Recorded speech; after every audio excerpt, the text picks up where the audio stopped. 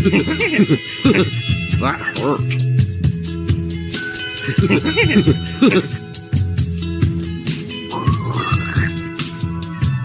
More verticality.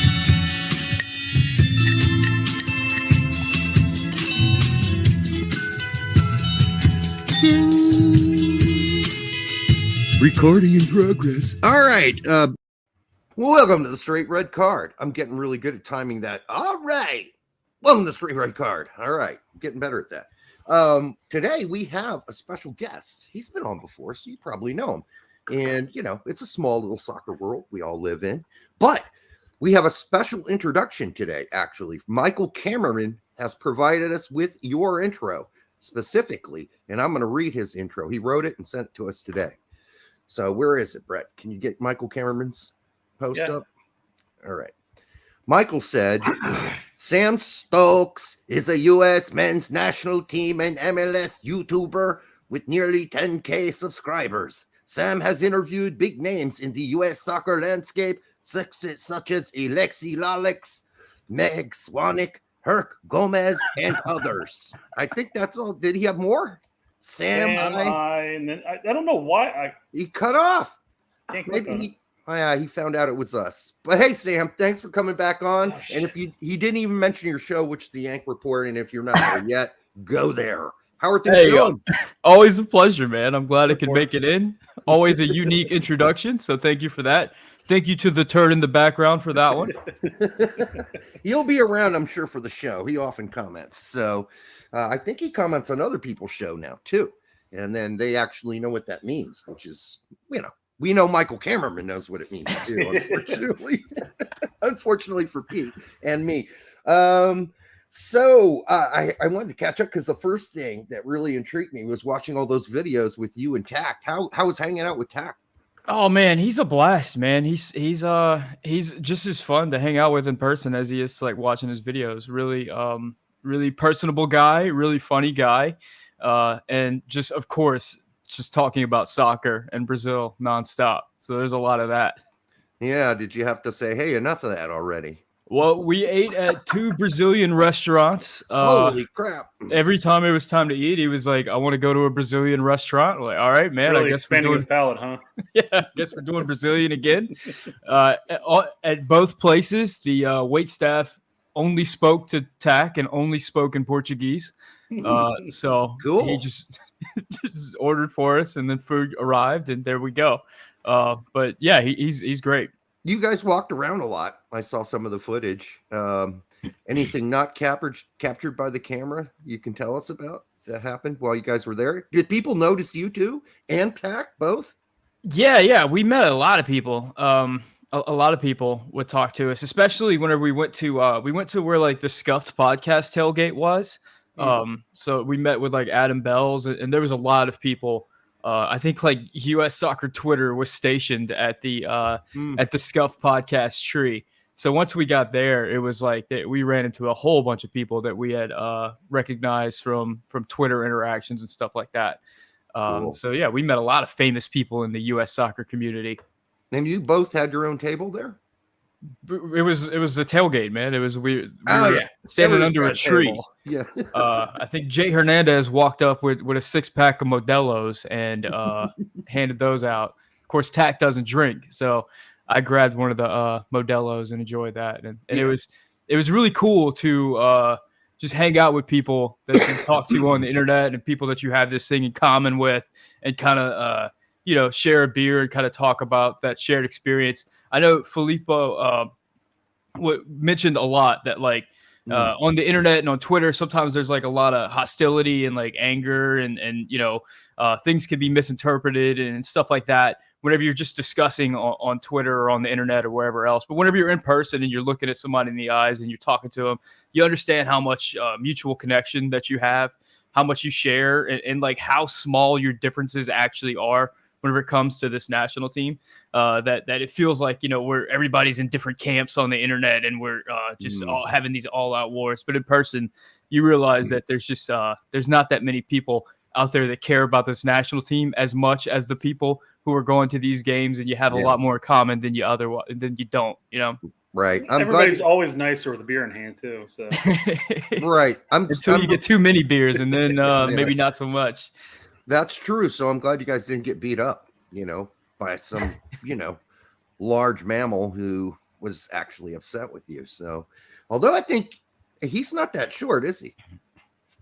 We're about the same yeah. height. He's probably like 5'7". Oh, you guys are short. Okay. I'm 5'8". He's about 5'7". Honestly, we're the same height. I just made myself taller than him just to do that. We're about the same height. I guess we would be the large mammals then, the two of us up here. All right. Cool thing about soccer is whenever you're hanging out with a bunch of soccer people, nobody's all that tall, Yeah. Well, Brett was a center forward, so he's 6'3", 6'4". 6'2", 6'3". Oh, 6'3". My bad. I always give you an extra inch because you make me look so short now. See, I've been busy shrinking. I've been could have shrinking. been a Derek taken out of context clip right there, Derek. Yeah, I used to be pull me into that. I used to be 5'11", and now I'm 5'10" and a half. So I'm shrinking. I've been told by my doctor that's normal. In college, I hung out with a lot of my friends were either on the football team or the baseball team. So everybody was 6 foot was like the short guy. Yeah. So just hanging out with a bunch of trees. It's not so much like that in the soccer community, which is nice. But anyway. Right. And we've all been getting bigger and bigger and bigger. Like both my sons are over 6 foot. So does that make sense? Because I'm not. And steroids in the beef. Their mom is 5'4". What sense does that make? I don't know. Whatever. Good. You get good food and you grow faster and, take your vitamins. And we didn't have all that crap. How tall was the mailman? How tall was the mailman? Oh, that was not nice, Brett. All right. He's implying that my wife's. I got. It took me a second. I got it now. My ex-wife, excuse me. I mean, stereotypically, you go with the milkman, but how many people actually have milkmen anymore? I should shut up before I get myself in trouble. Actually, okay. Let's answer. We're going to answer some questions first, if you don't mind. You ready? I'm ready, man. Oh, okay. Let's do it. So this is one of our regulars, Nate, and he said this stream must start by addressing Alexi Lamas. Okay, I'm guessing that must be his tweet today. I know Alexi Lamas. Lamas. I don't know. Yeah. I don't know if that was a typo, but I'm going on Twitter. I typed in Alexi Lamas, and they're everywhere. He's probably talking about the Alexi did a depth chart, and that's been controversial. Did you see that? Okay, yeah. Let's go ahead and pull it up here. One sec. Hold on, I got it. Yeah, we're ready for that. We just found it right before we went on air. Actually, when we got to center forwards, our jaws hit the floor. Yeah, there it is. I mean, for us, Sam, and you have your own thoughts. Obviously, you will. But I mean, this is okay if it also is taking into account who's injured. I don't know about Aaron Long at 2, but he's probably right knowing Berhalter. But the big one that stood out for everybody, Gyasi Zardes is your number 2 striker. Seriously? Yeah, he's been called in for like the last 3 windows. Yeah. I was reading a bunch of the comments on this, and somebody pointed out that he probably put Gyasi Zardes at number 2 just to illustrate how behind Jesus Ferreira, there's just so many question marks. Even Jesus Ferreira, for as much as I like him as a striker, is a question mark. I think we're going to learn a lot about Jesus in this window as to how he's going to project in the World Cup, but he's about all we got at this point. But I think after Jesus, there's a lot of question marks. I think the same can be said for Aaron Long. Like after Walker Zimmerman, I think those are the guys in the mix 2 through 5. But how do you stack them? I don't know. I don't think Gyasi Zardes is in the mix currently for the striker pool. I don't think that's controversial. No way. But I think it does highlight that after Jesus Ferreira, the striker pool is disappointing. And it's well, there's Brandon Vasquez. He's scoring more goals than Gyasi Zardes right now. If you want to throw another name in there that's at least digestible, that name is not digestible. I was thinking a lot about the striker pool today and kind of how we got to where we are, and just thinking about like Josie Altidore is 32 years old, and 32 years old is not like retirement age for a striker. He should still be. He legitimately should be the number 1 striker for the national team right now. It shouldn't be a discussion. But he's fallen off a cliff so hard in the last 2 or 3 years that he's not even in the conversation. A couple long-term injuries there over those last 2 to 3 years. I think Bobby Wood's another one who probably should be in the striker pool right now, but has just fallen off the face of the earth. He scored big this one- weekend. Yeah, but Yeah. okay. The big Oh, one's they didn't get Josh that Sargent. You know, 3 That's- years ago, we all circled Josh Sargent and Yep. said, well, in 3 years, this guy is going to be phenomenal. This guy, he's going to be a regular goal scorer. He's going to be a 10-goal scorer in the Bundesliga or something like that. And that just hasn't happened. Yeah. And then most recently, we've had Ricardo Pepi, who, you know, we circled as the next guy who's going to be the guy. And he's fallen off. So we just kind of, every prospect that should be in the mix right now is just falling off. And it's just created a sad state of affairs for the striker pool. Just by using Pepe as an example here, should we second guess a large number of goals scored by strikers in MLS in comparison to players in Europe? You mean like Ibobasi, who's scoring goals for fun right now? Yeah.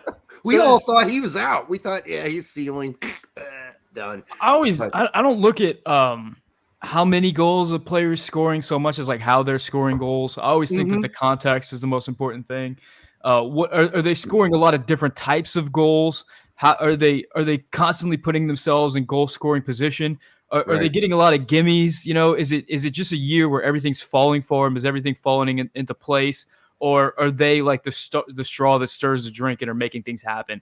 Which is why I'm so excited about Jesus Ferreira, because I like his just complete game. I mean, whenever he's not scoring goals for FC Dallas, he's creating goal scoring opportunities. He's mobile. He can play in a lot of different positions. And then the goals that he's scoring a lot of different types of goals. He's scoring goals where he arrives in the box and finishes. He's gotten some headers. He's gotten some runs in behind. He's gotten some goals where he's rounded the keeper. I mean, there's a whole lot of different goals that he's scoring. So that makes me excited. But does that mean that he's absolutely going to be that's absolutely going to transfer over to the national team, or does that mean that he's going to be able to go to the Bundesliga next season and light it up? I don't know. There's still a lot of question marks, but I do like what I see from him. And I think, to go back to your original question, the way that the player's playing, the way that they're scoring goals, to me, is always going to be more important than the number of goals that they score. I think, you know, we can list off a list of names of players who had a stretch where all of a sudden they started scoring goals and everybody started screaming, they need to be in the national team. They need to be in the national team. Vasquez is the guy right now they're screaming about. So. Vasquez is one. I mean, Timmy Chandler. You remember when Timmy Chandler had that stretch where he just scored a bunch of goals in a row? Like 5 games in a row. Yeah, he was just on fire, and everybody was saying he needs. It just happens in soccer that every now and then a player just gets a bunch of goals and they're in the right place in the right time. Maybe that's happening with Haji right now. We don't know. I mean, this is his second season in a row where he's scoring a bunch of goals. I mean, we did see it with Josie Altidore, where for AZ Alkmaar in the Dutch league, he had a bunch of goals. He was playing fantastic. Gets to move over to the EPL, and he can't replicate that. Yeah, no one passing the ball in Sunderland. They're like, don't pass it to him. Like, even when he was wide open, they're like, nope, not passing it to you. Sorry. He's okay drawing fouls. Well, the other thing was that you know, even if that was the case, which it was, his teammates didn't want to pass him the ball. How many set pieces was he underneath that year? And he couldn't buy a goal, and he missed some sitters that were laughable. And then there was that video that guy made. It said all of Josie Altidore's EPL goals, and it was like 15 seconds long.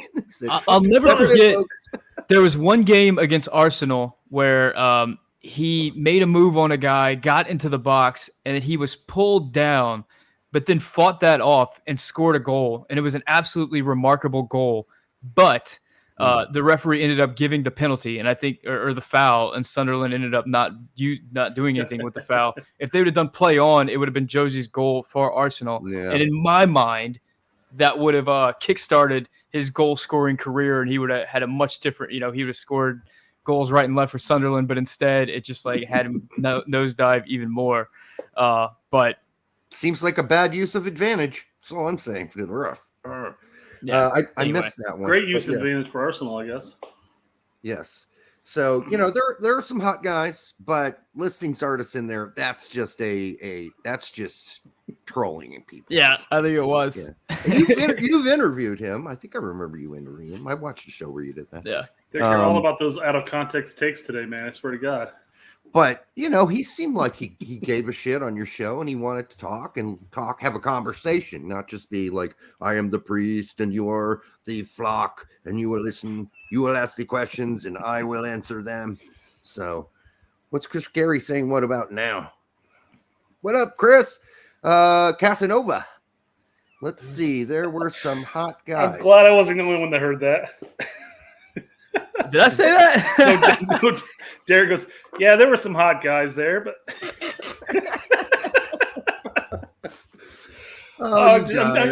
the chat is on like a 15-second delay. So I'm sitting here like, they probably see my face going, what?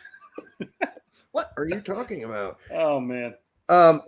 So before we move on to, we got a couple things to hit up on before we jump up to the June window. Okay, yeah, let's get as many people watching, and then we'll start the show, if you will. Let's see. We'll keep taking questions. Whoa! Oh, you know what? I can't do that yet. I need to share audio. Oh, wait.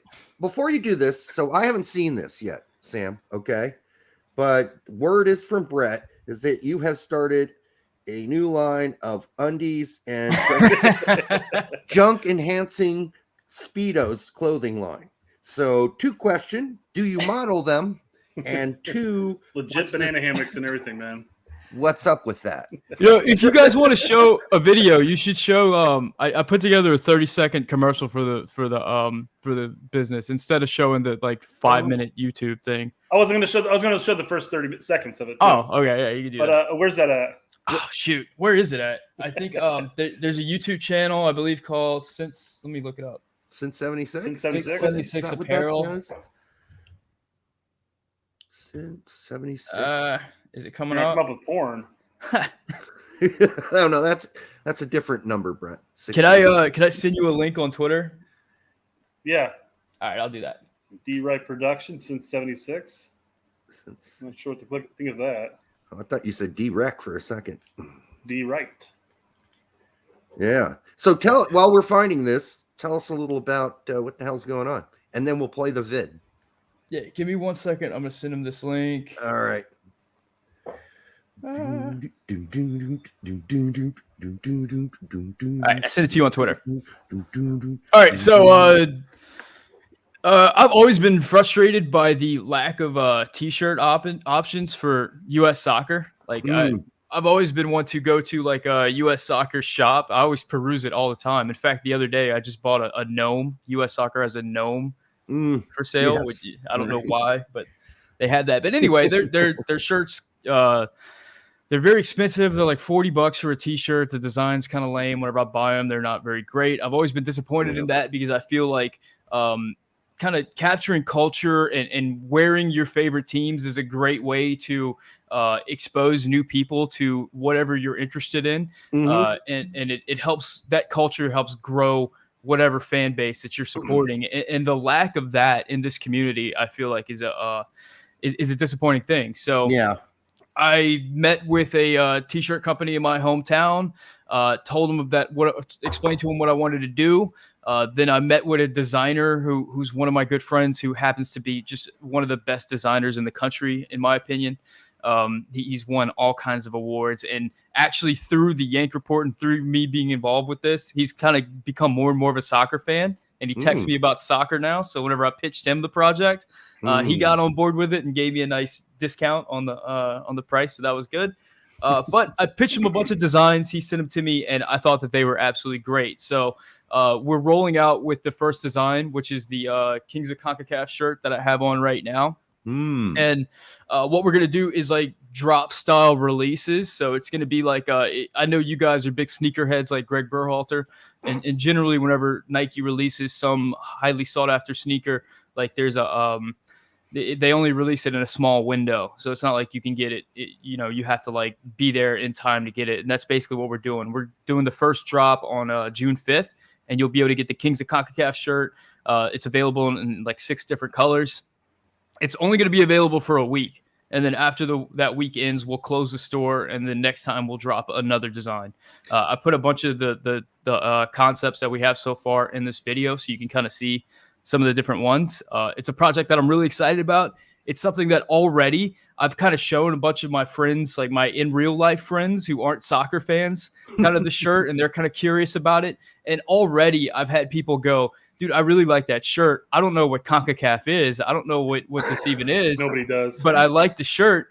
And in that, you get to say, like, CONCACAF is the federation that the U.S. plays in. We've got this young team. They just won 2 of the Confederations tournaments in a row. They're very exciting. The World Cup's coming up, and they're like, man, that's awesome. I got to get that shirt. This is so cool. And you just get to see how, cool design and sharing that culture can bring new people into the American soccer tent and get new people excited about the national team. So I'm really excited about getting these shirts out there and just seeing if they can have an impact and get more people to care about this thing that we care so much about. I know. So on the website, you guys are going to have an explanation of CONCACAF next to the shirt so people know.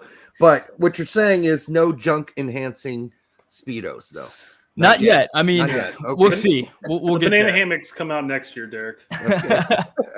All right. Well, let's play this. Let's find out. Dan W wants to know if you have dry fit. Currently, no. All we have is just regular T-shirts. I mean, we're starting small as we can and hopefully grow as we get bigger. But as of right now, it's just T-shirts. All right.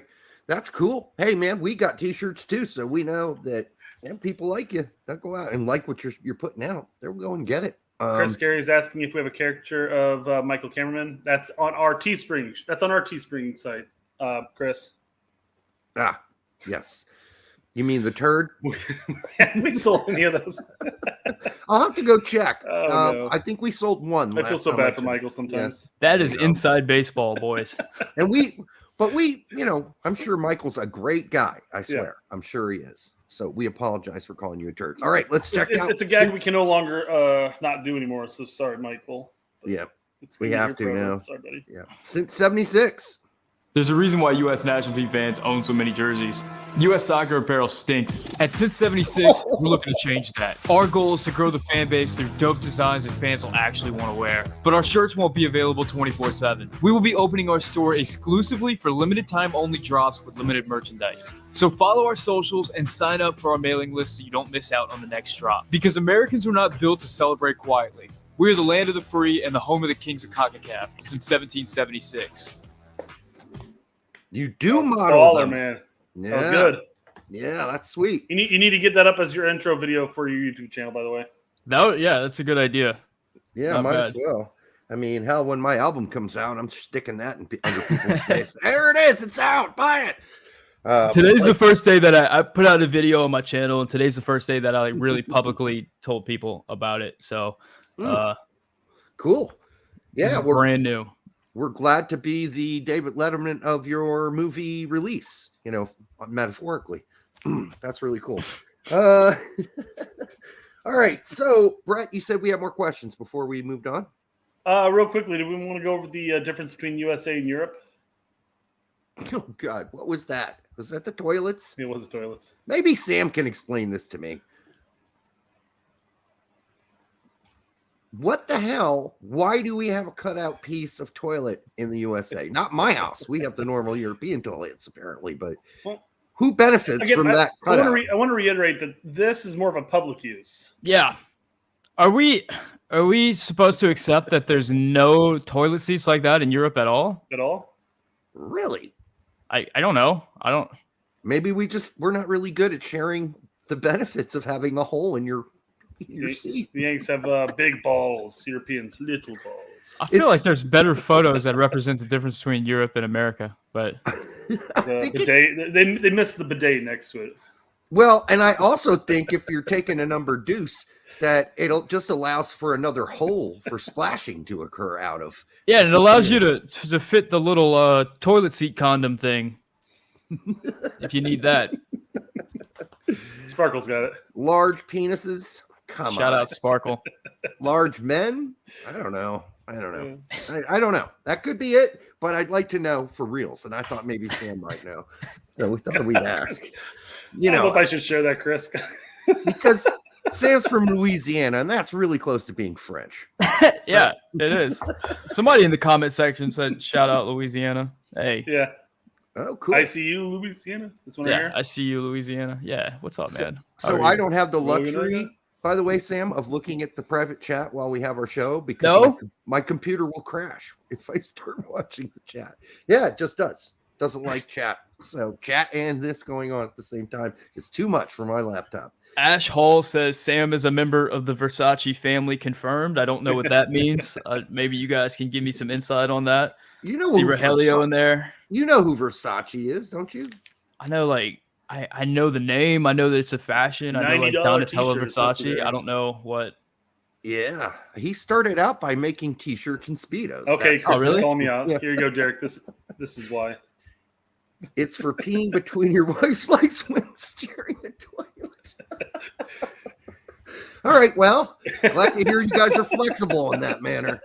And I assume That's very European of you, by the way. Yeah, and Chris, I assume you crouch down as not to splash her. You squeeze it through the hole. All right. Shout out to Chris Gary because I noticed he had a huge brand change throughout World Cup qualifying. He went from just hashtag Berhalter out to now he's just Chris Gary. I don't know if that represents a change in beliefs for him, if there was a leaf turned over or what happened there. No. I doubt that very seriously. I feel like he's falling in line with us in the sense that nothing's going to change, guys. Yeah, Berhalter out's never going to happen. I know Jake just did a big rebrand, so maybe he's Greg Saban now. I mean, oh my God! Yeah, he's got Berhalter in his profile picture. He's a full-on supporter at this point. I couldn't. I mean, he sent us some. I don't know. He had like a thing he wanted to us to click and say, "Is FIFA America a good name?" or whatever. Yeah. Yeah, I guess enough people said not really because he's switching. So it looks he changed it to it's called soccer and it looks good, man. His stuff looks really good, man. All of his thumbnails and everything. He's doing a great job. He's putting out content like every day. Yeah, it's just called soccer? No, it's called soccer. Oh. The first time you said that, I thought you meant that his brand was just called literally soccer. Yeah. Soccer. I don't know how he could just claim soccer. That didn't seem fair. I think somebody probably had that before he did. It's a soccer channel right here. All right. Do we have any questions before we start getting some things going on with the U.S. men's national team? Let's just jump into some news. Okay. Oh, yeah. Shit. Mihailovic out. Sucks. Yeah, that's a bummer. I'm really hoping to see him play. Why not replace him with somebody? It's Berhalter. He doesn't replace people who get injured. Sam, no, you don't think? Pomacall, bring him on. I know you're the big Paxton Pomacall guy, and here we are on the show regularly saying, I want to see him have a one full good season without an injury. Yeah, so, we're waiting on that. I was always curious about Jordy's inclusion in this roster. That doesn't seem like he really has a position in this national team. No. It seemed like his best position would be in that three-back formation as one of those players playing underneath the striker. But even in that position, I feel like every one of our wingers would be better suited for that role than him. So he always felt like a player that is in this really crappy position of being good enough for the national team, but not having a defined position, and the positions where he could play, there's better players ahead of him, which sucks. Yeah, but that's kind of where I thought he would be. I didn't see him being an 8. I didn't see him having that defensive responsibility. But we saw what happened when you played the 4-3 with him in the Olympics. He wasn't great, but he had bad games and he had good games, depending on where he played and wherever, So this is an issue when you pigeonholed your national team to one formation. Yeah. There's no flexibility, and you have players who are doing really well for their clubs that can't find a spot on the team because they're either played out of position as a winger, which, don't get me wrong, Jordy played a lot of winger at Chicago. He knows how to play the position. He could play the 8, but you're right. I don't know if he necessarily have the defensive aspects of the 8. So I'm thinking he'd probably be considered as more of a winger in that sense. Yeah, 4-3-3. The most frustrating thing for me about this June roster is it felt like Berhalter only brought in 3 8s.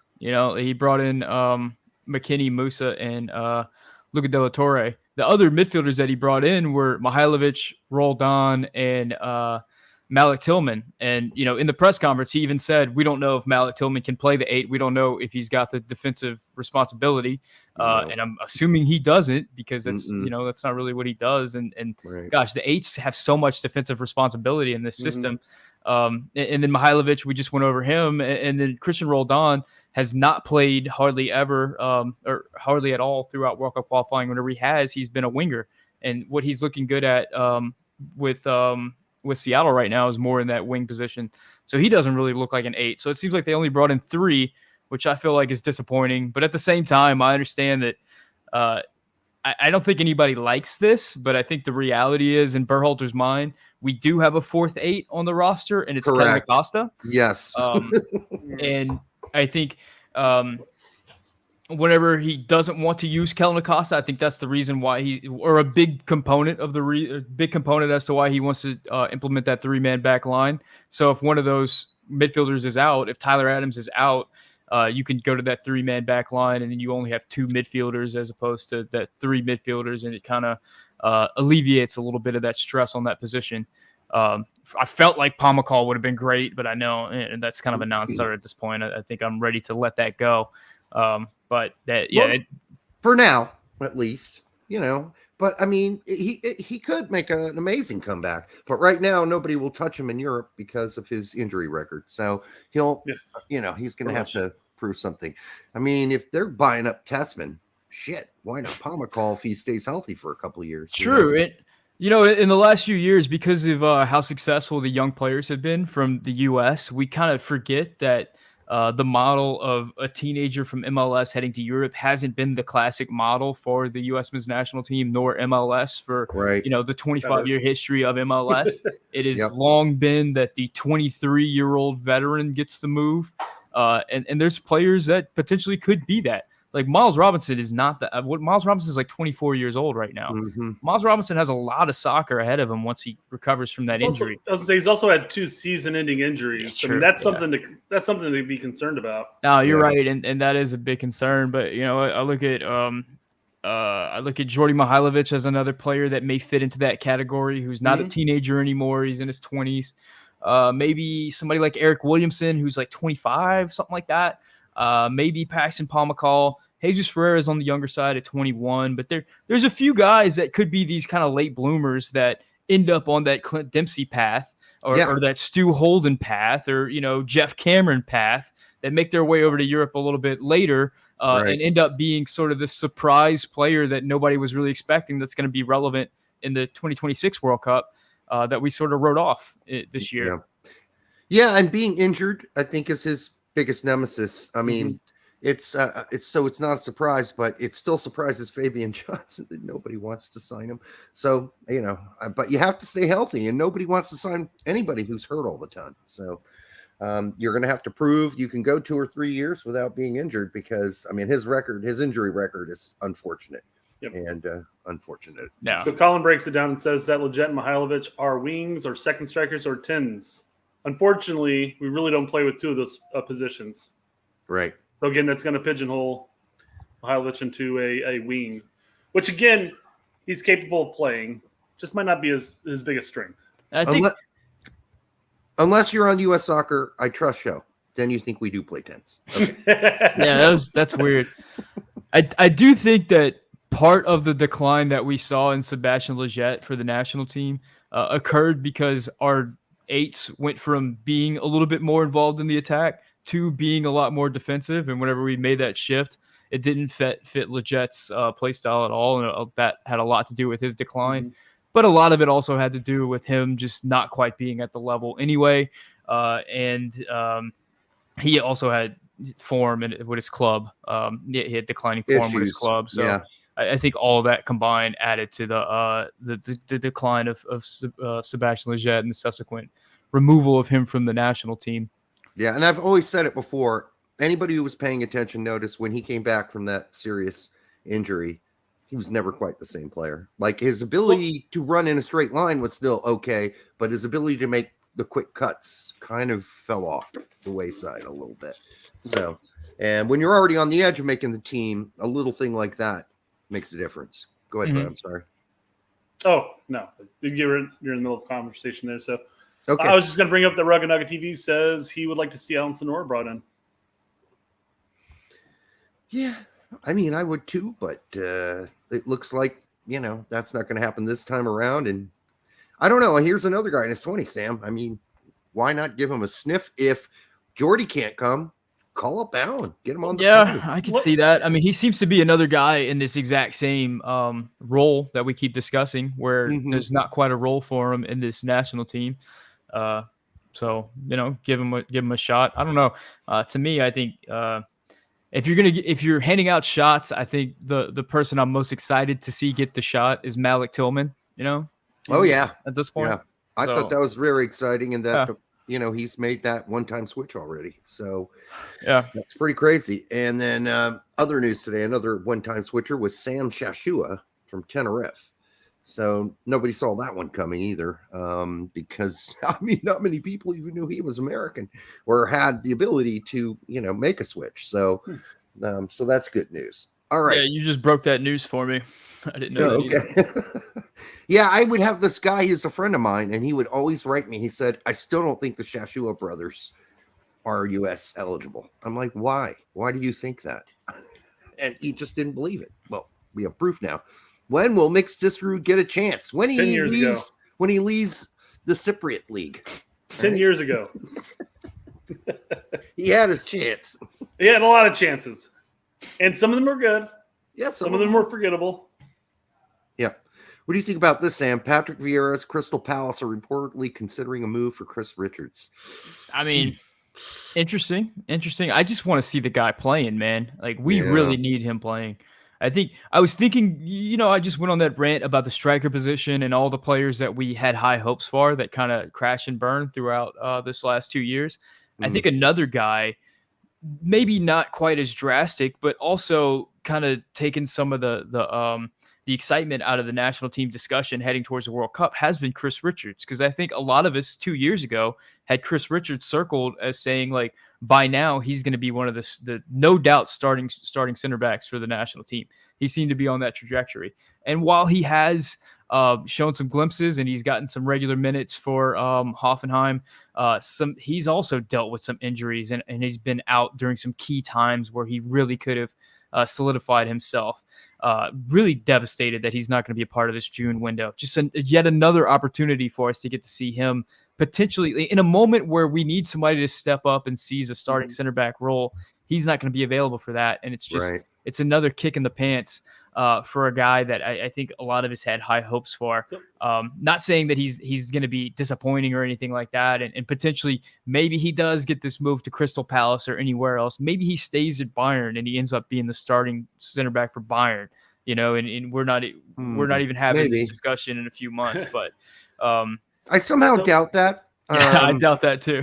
I think he's more likely to end up at like Freiburg or Hoffenheim permanently, but Crystal Palace worries me a little bit. He's going to really have to bust his balls to get into that roster and make the 18 and then get regular time. So I'm not sure I like this move. The issue for him, I think, tell me if you disagree, but it looks like his price tag has gotten to the point where he's not quite project center back anymore. He's we need production out of you center back. Right. And he's still young. He still hasn't put together a full season. And he's still been dealing with injuries. So there's sort of question marks there. So I'm a little concerned about Chris Richards in this moment of time and whether or not he's going to be in a position where he's getting regular minutes and can step up and be that starter for us in the World Cup. So we really need him. So I will say Chris's time at Hoffenheim, his first year, because remember he was only there from January for that last second half of the season, and he basically entered the field and never left the field the entire half season. Yes. And then he got sent back over to Hoffenheim this past season, and he had off and on minutes here and there. And then he's a starter from, I'd say, majority of the games he actually played, he was a starter in this. But then he suffered the broken foot and was out for the rest of the season. So I don't think playing time at Hoffenheim was really the concern, in my opinion. I think the playing time with the national team would be more the concern. That was the issue. And it was the timing of the injuries. Yeah, the injuries came up at the wrong time for the national team. I think the problem with Richards in this situation is for the first 2 windows, Berhalter burned a player with by calling it Brooks. So yeah, if you hated him, you should have just left him off in the first place. Jesus, I guess there are guys that every now and then I feel like they get injuries at just the worst possible times. I think about like Miles Robinson as a guy like that, where gosh, he got injured right before that. Or no, he didn't get injured for the Olympic qualifying camp.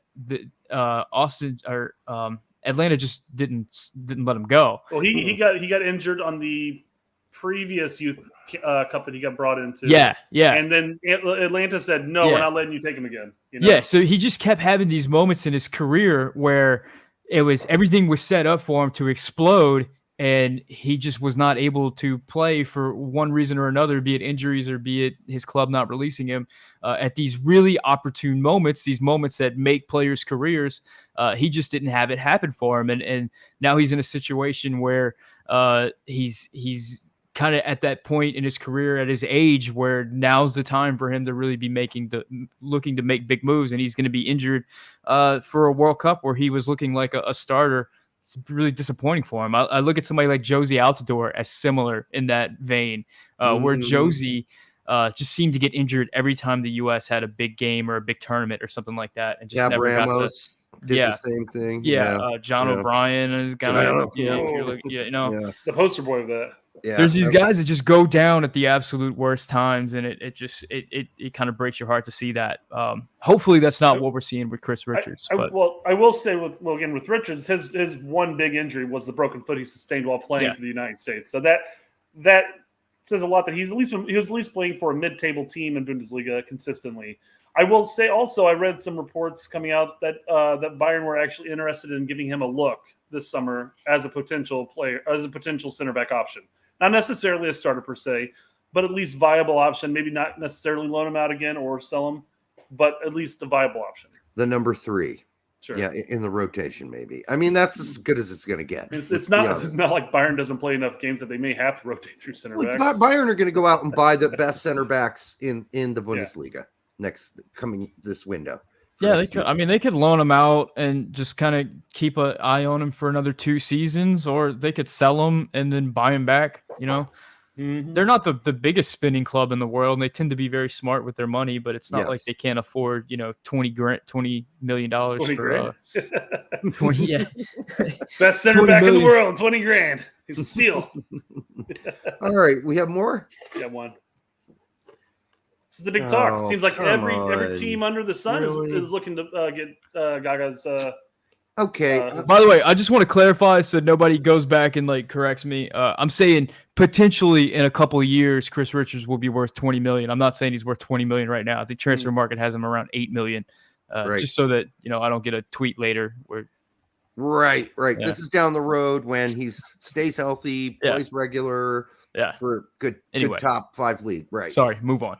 Yeah. So exclusive from listen, we love Fabrizio because he always gives pretty accurate predictions, but exclusive Real Madrid are preparing opening bid for Slonina, born in 2004. Chicago Fire are waiting for the first proposal to arrive soon for the USMNT. Now we've had Real Madrid rumors, we've had Bayern rumors, we've had Juventus, I think was the first one. We've had Chelsea, we've had Wolves.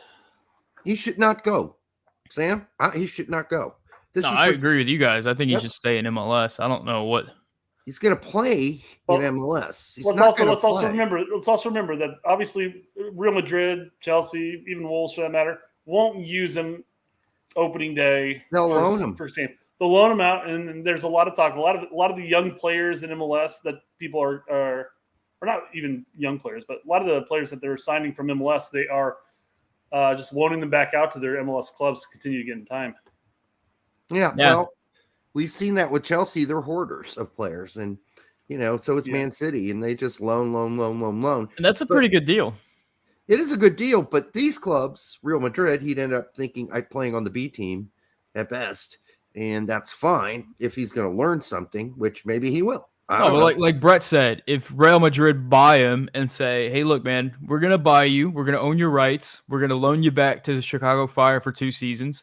The only thing that's going to be different is you're going to be a Real Madrid player, and your weekly income is going to triple. But everything else, you're just going to be staying in Chicago Fire for a few seasons. That would be great. Keep developing. Yeah. And then during the summers, you'll come hang out with us, and you'll get to hang out with our top goalkeeper in the world, and who just won the Champions League, by the way, and he's a badass. And yeah, that would be great if that were the case. But, obviously some of the veteran players, they're not there. They're not really there to mentor and help. At Real Madrid, no. Yeah, no, it's not what they do. It's full of stars who are like, hey, either you get your shit together or you shouldn't be here in the first place. Are you kidding me? Yes. Are they? The nice thing with Chicago in that sense is not only do they have Salina, who's probably the number 1 U20 goalkeeper for us, but they have arguably the number 2 goalkeeper in the U20s as well under Chris Brady. So we're not hurting for goalkeepers, but we are hurting for experienced good goalkeepers because both of them are 17 years old. 18 now, I guess. What's really irritating about that is that the 2 youngsters at Chicago are ahead of my third cousin twice removed, Spencer Ritchie. So it's been really devastating for the whole family. All right. And I'm saying that, but we probably are related in some way because there's not a whole lot of us out there with that exact same spelling. So where are we going next, Brett? You got more? We have other questions we could do, but let's just jump. We're 46 minutes into it. Let's jump into the June window. Okay. So do we know why Zach Steffen's not going to be there? Is he injured? It just says family issues. Well, that's right. Yes. I remember reading that. Oh, family issues. And I don't think it said issues. You just said family reasons. So yeah, maybe it's a good thing, I don't necessarily be a bad thing. Maybe he and his girlfriend are trying to have a kid, and it's not working out. So he wants to give his Jules a little rest, and then he's gonna, he don't want to keep playing soccer. It's tiring. He doesn't have the energy to make that happen. You think he texted that to Berhalter, or was that a phone call, or like how do you think he brought that up? I think, he just texted him. Hey, listen, I need to give my boys a rest. And he's like, what boys? You don't have any children? He said, exactly.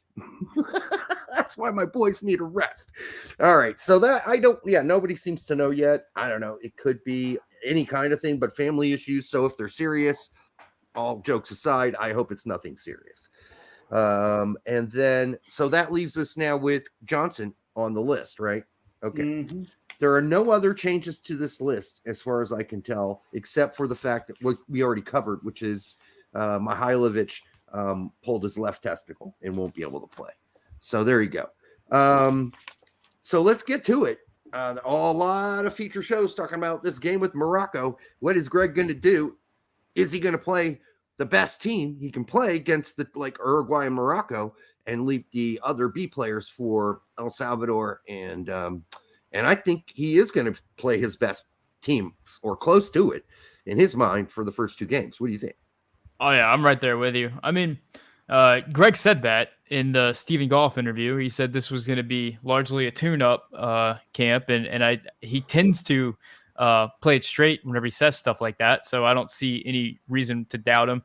I mean, if you think about it, there's this window, and then there's going to be another window, and then it's the World Cup. There's not a lot of games between now and November, and especially against competition of this quality. I mean, we don't know what the next window is going to be, but you're looking at a Morocco team and at a Uruguay team that is the type of team that concerns you if you're the U.S. men's national team.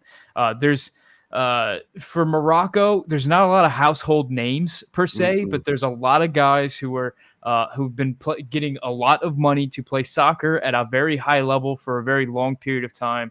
They've been playing on their national team together for a very long time, and they got a superstar on their squad in Hakimi. And that's the type of team that we're nervous about because that is the exact opposite of what we are. We've got a lot of budding superstars that are very young and don't have a lot of time playing together. So I think that these getting 60 minutes out of your A squad is going to be absolutely invaluable.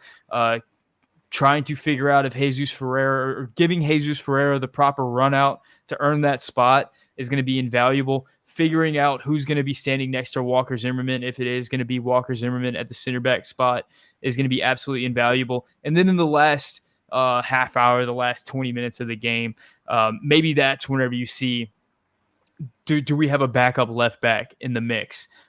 Do we have does Haji Wright bring something to this group that is going to be electric? Hakimi's not going to be there. Okay. Yeah, he's injured, I believe. The last day, or was it Missouri? Missouri that was injured. One of those two are injured. So okay, fair enough. I mean, even without Hakimi, I mean, you're still looking at a squad that just has top 5 league players all over it. Which one of those two guys was friends with Ziyech and played with him at Ajax? Do we know? I'm not sure. Okay, well, there's another big name that won't be there because he and he wouldn't let the coach pee on him in the bathroom. The team. I'm assuming it wasn't Hakimi because Hakimi was at Dortmund. That's right. So it's got to be the other guy then. Oh, my memory sucks. I read the report and then in one ear, out the other. Okay, it was. Yeah, so they're saying Missouri, yeah. So, yeah, Maz is not playing because he is supposedly, this is what some of the media I read, he is in alliance with Ziyech. And until Ziyech comes back, and even though the coach has called him and said, okay, I'd like to make amends and I won't pee on you while you're in the shower, and then but I guess that hasn't. Ziyech has still said, no, I'm not coming. And he won't be there for this one either, which is sad because I would have liked to have seen us really challenged in this by the best that they got. Yeah. Yeah. I mean, it's still definitely going to be a challenge. It's a step up from what we're used to right now. Yeah, absolutely. And it's going to be a totally different type of squad. It's going to be a 5-men in the back squad. So that's cool. That's a kind of a lot of what we're going to see at the World Cup. Likely isn't Iran play something similar. So I think that's a good test. So I think it's still going to be a good test, and most importantly, another 60 minutes or so for our starters to go out there and get minutes together. I really hope that Weston McKennie is going to be available to go 60 minutes to start the game and get time with the midfield. But that's basically what I'm looking for in this game. Well, Morocco do play somewhat similar to Iran in this way. They're very pragmatic. They like to play on the counter. And so we're going to see that. They will change their formation depending on the opponent, like Canada does. So they're kind of similar to Canada in a weird way. Like they don't have like any of these big ass names like Canada does. Because, these players aren't going to be there, but except for a superstar fullback. Yeah. Well, there's a certain guy that plays at Lille that's pretty good too. Yeah. But I guess the point is, so they are kind of like Iran in small ways. So I think it was generally a good pick. So I forgot. Somebody mentioned this on Twitter, and sorry, I'd have to go back through my responses, which are lengthy, to find out who it was.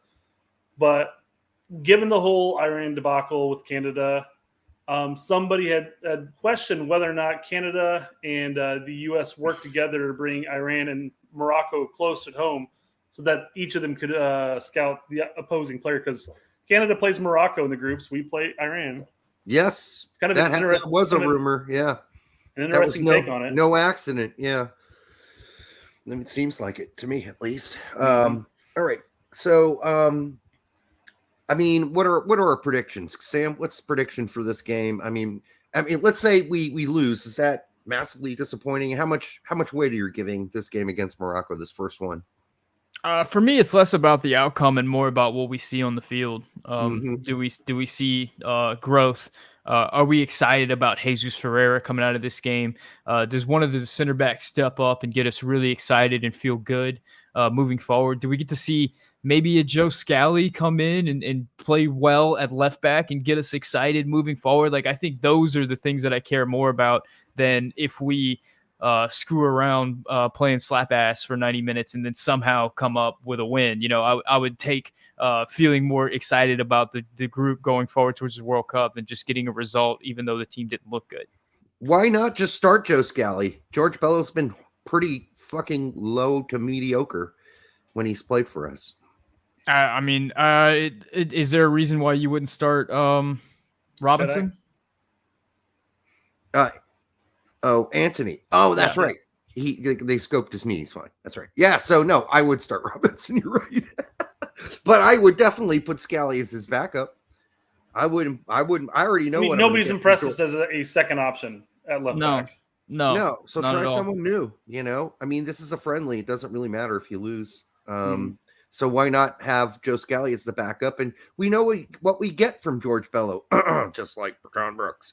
And so, why give him another run when he just got relegated to Bundesliga with a horrible Bielefeld team? I was really surprised by the George Bello inclusion. Yeah, for all those reasons. I'd agree. I mean, Sam Vine seems to be the one really getting dicked. At least he's playing, and he's playing somewhat well. Poor Sam Vines, because I did my 2026 U.S. men's national team prediction, and I forgot Sam Vines even existed. I didn't include him in that either. So poor guy. I mean, we discussed earlier in the show, we talked about players who could have a big second half of their career and explode. And Sam Vines could be in that category. He could turn into a player that becomes very useful to the national team in the future. No reason to write him off. Did Bello play well against Mexico? Which game? Yeah, which game is he talking about? Was that been first home game? I think. So I don't think Bello played in the Mexico away. He didn't. So it's got to be the home game. Regardless, I guess I don't know. We should all specify and say Nations that League, there are times. It could have been Nations League. That's a good point. Yeah. There are times where Bello does something nice, does something good. He does. He has a nice defensive stick. He gets up in the attack, lays in a decent cross, but it's just nothing has been overly spectacular when watching him play out there. It's nothing to bag on him about. We're just saying that he hasn't made a name for himself as a left back viable option. He's really good north to south, but he's not really good east to west. He's not really. He's got that verticality, just not the horizontality. I always felt like he's okay whenever he's on the ball. It's whenever he's not on the ball. World Cup final. Okay. Whenever he's not on the ball is the issue for me. There seems to be times whenever he's not in the spot where his teammates expect him to be, whether that's on offense or on defense. And I didn't follow him too closely during his time at Bielefeld, but I did notice Bob Morocco would live tweet his games and he would find a lot of faults in Bello's defensive work, and Bello was often at fault for crosses into the box and giving up chances for the opposition, and that's something that we saw with the U.S. as well, where he wasn't in spaces where he was supposed to be. So if he can get over that, which I'm sure he will, he's 21 years old right now. He's got a big future ahead of him. But the question is, in the next 4 months, what's he going to be? And that's a prospect that I'm not very excited about. He's going to be in this 2 Bundesliga. Yeah. So I will say, and read into this as much as you want, as far as the Gold Cup final is concerned, from what people were saying. But George Bello started and was subbed out at the 65th minute. And again, that game went into the second overtime. So either he wasn't performing well enough or he got gassed or injured. I don't really recall. But 65th minute for a left back got subbed out. All right. I remember that. That was his first start, right? He didn't play at all in the tournament. And I think our starting left back who was it? Vines was left back. It was Sam Vines. He had played every minute of the tournament. One game because he only had one game the entire Gold Cup prior to that. And I forgot who he played against, but I'm not impressed. But if quite frankly, we don't have a plethora of options. So I mean, if hopefully Scally performs, and we have a viable second option rather than relying on Dest playing left back. Mm-hmm. No, Anthony Robinson's there, so we'll be. That's fine. what I said. Yeah, I said outside of. Robinson. Oh, you mean as the backup? Okay. Yeah. Having your right back be your left back backup seems like a really dumb idea, actually. We were kind of surprised that DeJuan Jones didn't at least get a semi reach around on this one. We named it to the 48, but it's because Berhalter doesn't want to bring in any more than 27 people. I know. I really like DeJuan Jones. I think he can be a very serviceable option. I think he could be. I know that the Scuff podcast likes to use the word floor. He could be the floor for that position. You have to be better than DeJuan Jones to be on the national team. I think he would be solid at that. But he didn't get called in. That's another. That's probably the biggest snub for me in this national team window was DeJuan Jones. Not Brooks. Well, maybe you meant realistic snub. Yeah, exactly. Okay. Exactly. So we know who's going to play goalkeeper then. I mean, so we've established that versus Uruguay and versus Morocco, the big boys are going to play. All right. I mean, even though you're young, maybe they're not as big as they're going to be going down the road yet. But the point is, though, with Zach out now, that leaves us pretty much guaranteed Matt Turner's the starter for those 2 games, right? Yeah. Okay. Probably. Yeah. And then who is lining up, Sam, next to Zimmerman? I know what you mean. While you're thinking about it, real quick, the news on Horvath is there are several EPL sides that are interested in Samba, so it looks like Horvath might become Forest's #1 goalkeeper. Hey, and he got 7 minutes. He got 7 minutes. Horvath did in that last game when they showed up, played big. Hey, they got promoted to the Premier League. Games he excels at. He did it in Nations League, and he can do it for promotion. Well, it's about time. Yeah, he's still a young keeper. You son of a bitch! You better not have just made that up. Come on, Chris, don't fuck with us, dude. Yeah, Twitter's real. I take everything without a grain of salt. Don't fuck with us. I'm already 50. I don't need this. My memory's bad enough as it is. So don't feed me bad information. I'll relay to others. I think Ethan Horvath is he's like 24, 23, 25, one of those ages. Yeah, that's 26 young for a keeper. Yeah, I think he's the same age as Stefan.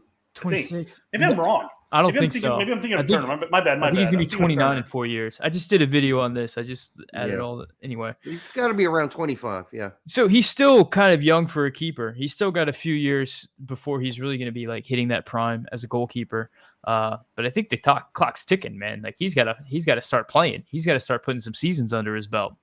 Yeah, and if you're Nottingham Forest, I wouldn't get rid of Samba. He was really good this season. Not that Riverhoff wasn't, but if they do get rid of Samba, I'm just telling you right now, they're going to go out and get another keeper. Yeah, from somewhere, and he's going to still have to fight. Yeah, Horvath is 26 years old. He's 26. Yeah. Okay. All right. Well, that's close enough. But so I think so is Turner and so is Stefan. They're all in the same age bracket, I think, roughly speaking. Maybe Turner may have turned, or Stefan may have turned 27. I don't know. No, I thought Horvath turns 27 this month. Yeah. Ages. Numbers are hard. Forgot to carry the one. These guys got to start playing one way or another.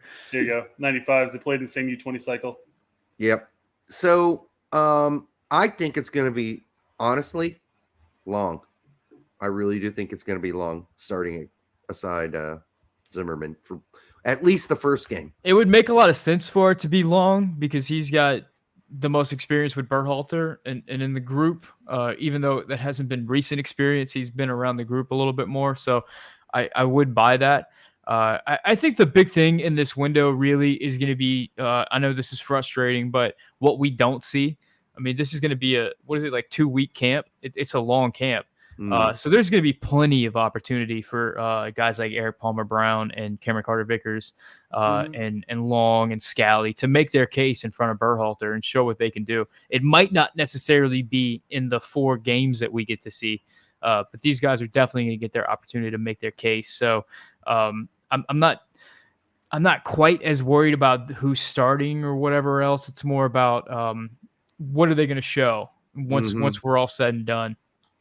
I mean, the issue here is even though Eric Palmer-Brown probably deserves a start, he probably won't get the first one. He might get the second one because Greg is going to go with his guy. And when I say his guy, he has favorites in a lot of different categories, right? And his favorite, the thing with Aaron Long is with a shirt off amongst other team members, he has the best nipples on the team. And so that's one of his categories, right? So he likes his nipples and, he's got other favorites for other reasons. I can't get into all the fetishes because it's kind of gross, but Aaron Long has been on his list for a long time, regardless of his injuries. He kept getting called in while injured. Yeah.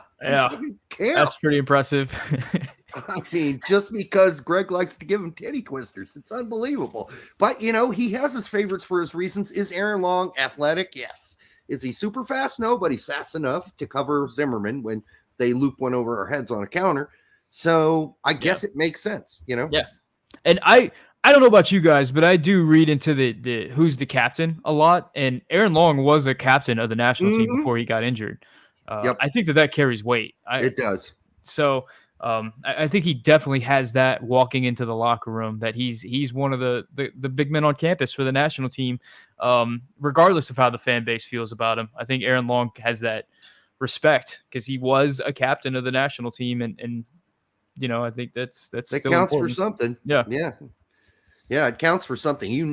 Greg's has specific veterans like Zimmerman and Long that he rolled on, that he just likes in the rock. Not even if they don't start, which some of those guys are going to start. Roldan's there because he likes Roldan's atmospherics.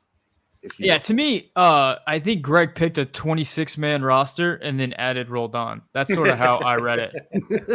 That's probably true. Remember the quote where he was like, "I want to know where I'm. What's my position with this team? What am I doing here?" Yeah, I want to be a starter. He said he thought he should be. He told Greg he thought he should be a starter, and now he's completely fine with not starting, which is something Brooks would not be fine with. So that's why he's welcome back, and Brooks is not. Because if Brooks doesn't play, he will bitch and moan and complain. Christian, you'll get called in. You'll still make your World Cup bonuses. Come on. I mean, he's a professional athlete, so he's going to be confident in himself. And I mean, Sure. he just won the Club World Cup and was not the Club World Cup, the CONCACAF Champions League, and was soon to be the Club World Cup. Yeah, exactly. Yes. Yeah. I mean, it'd be really sad if Christian went to Greg and says, "Hey, Greg, I know you have interest in me wanting to actually play and perform, but I'd be much better suited for sitting off on the sideline and doing a rah-rah cheer, Yeah, Keep everybody motivated. That'd be cool, right? Right? He would definitely like to play. There's no doubt about it. But I don't really think that even as well as he plays for Seattle, I just don't see a place for him as a starter or even a backup on this team, unless something really traumatic happens to a bunch of guys. So I think his days might be numbered eventually, like Leget's, but I don't think it's going to be until after this World Cup. We'll see. I mean, we'll see if he makes that 26, if it's even going to be a 26. I mean, if it's going to be 23, he's certainly not going to make it, but potentially a 26. I mean, not everybody's going to dress for the games. So you need somebody who's going to be comfortable wearing the penny, right? Like, you don't want the guy wearing the penny to be like causing stress in the locker room because he's not dressing for the game. So that is an important factor in team building. I know a lot of people don't give credit to that they don't think about these types of things, but it is going to be important to have that chemistry in the locker room. And if you read about successful teams, I mean, that's something that if you read like the accounts and the biographies of professional athletes and successful teams, every successful team has that guy who's on that team who was not a contributor on the court or on the field or on the pitch or whatever. That was a contributor in the locker room that people attribute part of the success to that group to that guy. That is a reality. Whether or not Christian Roldan is going to be that guy or not, I don't know. But there are more and more reports on that note. I'm hearing through the grapevine. So these are just rumors and memos rather than actual public reports that when Brooks was pulled at halftime versus Honduras, he threw the biggest fucking hissy fit you have ever seen in your life, slamming lockers, punching things, throwing his shoes across the room. Anyway, just what I'm hearing.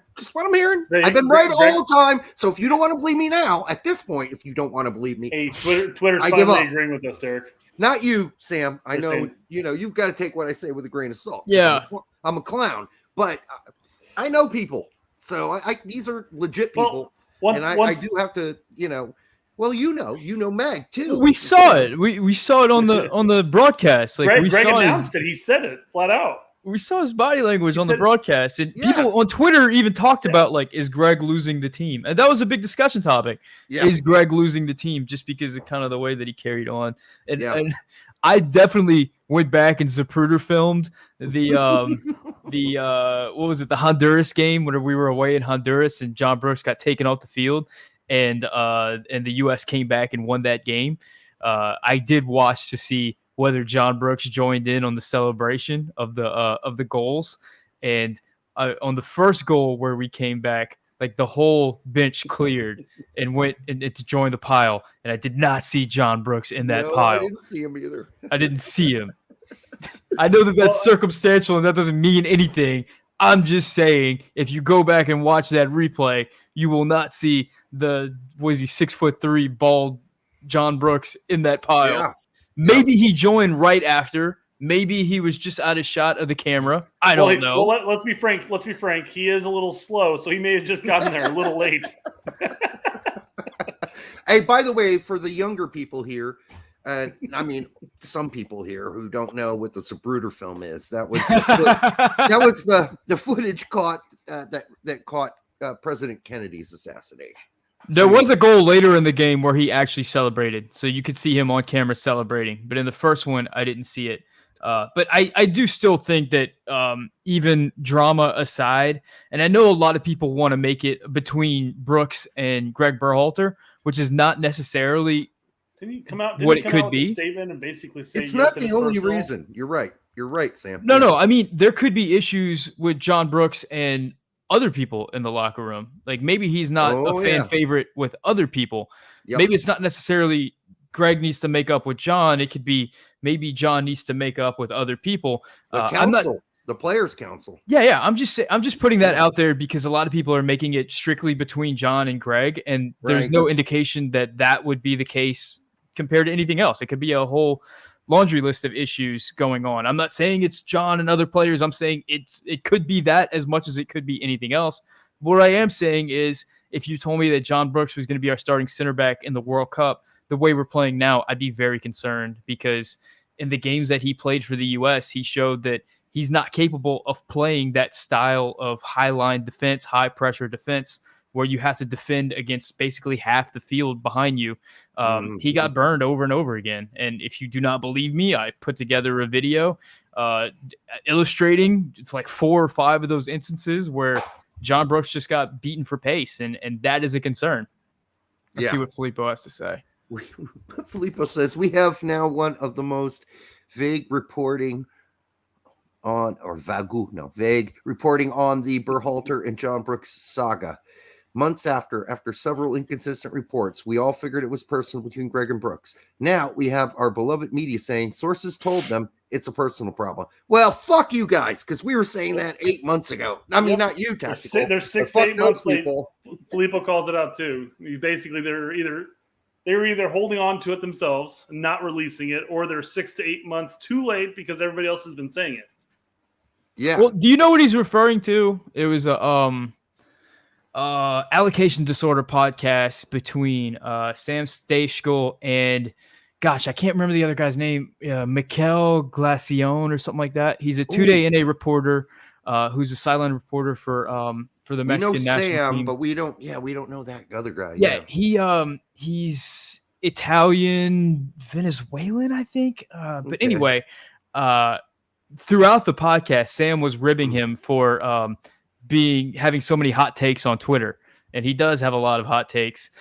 If you follow him on Twitter, the guy I'm referring to, somebody put his name in the chat. I can't remember it, but he did kind of throw that out, and sort of like Tack said, he kind of threw it out in a very vague way, where he said that there was a locker room issue, and he didn't necessarily say whether it was between John and Greg, or John and the locker room, or John or whatever. So he was super vague about that, and I don't know how much weight we want to put behind that or anything else. I don't think that it's like a red flag or like a, how would you say that, like a nail in any coffin in any story. But it's just another piece of the puzzle. Well, Chris Gary mentioned in the little piece before that Meg was really the first one to kind of intimate the conflict. Yep. That there was a brewing thing that could become a thing. I don't know how you could watch that broadcast without seeing that. Mm-hmm. Everybody saw it. We saw it in the Canada game, and then we saw it in the Honduras game. And then she traveled with the team, so she could see it firsthand. Yeah. Like than we could. We could see in the summer in the game, I think against Switzerland, where like John got burned a few times and then just turned and ripped whoever was around him. Yep. tore into him. Mm-hmm. And since John's been gone, we really don't see that much. Like, we really don't see these players like tearing into each other like that on the field. You're right. You are right. The only guys that throw mini hissy fits are like Reyna on occasion. Like, oh, how many touchdowns has he called in a game? Seriously, I'm over here, you dickhead. I'm wide open. Putts. Yeah. I mean, you get it, but you're right. It's more of the team. The team does not get like jump all over each other's balls. Mm-hmm. You know, it's it's a more ball snuggling sort of community. Yeah, the Swiss game is when he cussed Dest out. Yeah, that was one. Yeah, was that the game Dest was playing out left? Yes. That makes sense because that's obviously where Brooks plays. But yeah.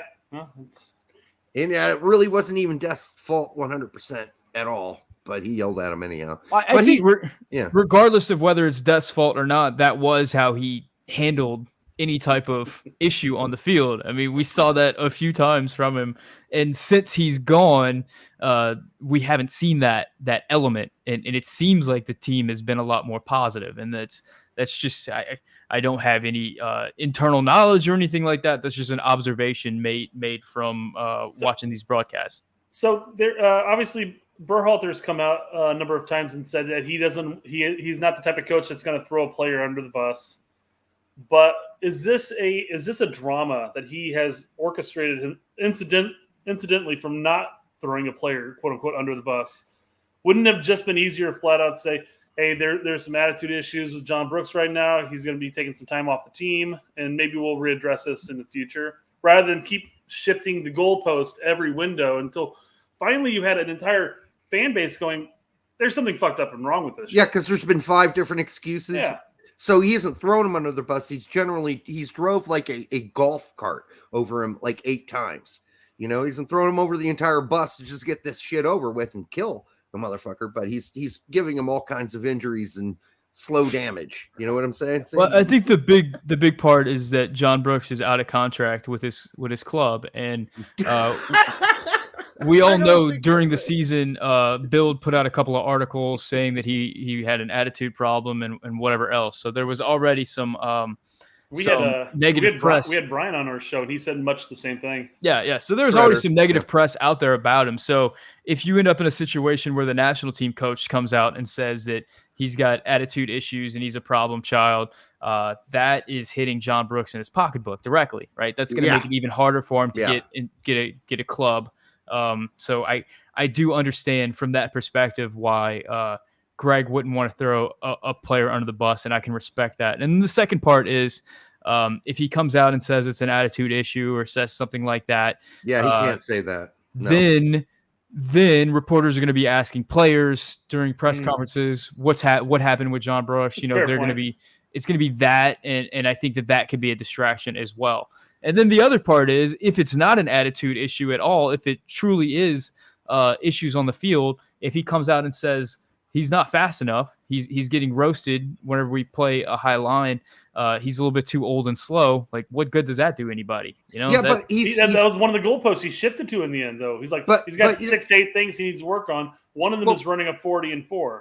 Well, no, he didn't say the 40-4 thing, but he did intimate very clearly that the way we plan to play now, John Brooks doesn't really fit into our system. Currently, we're going to work on those with him and get back. And then I agree. 6 games available to you.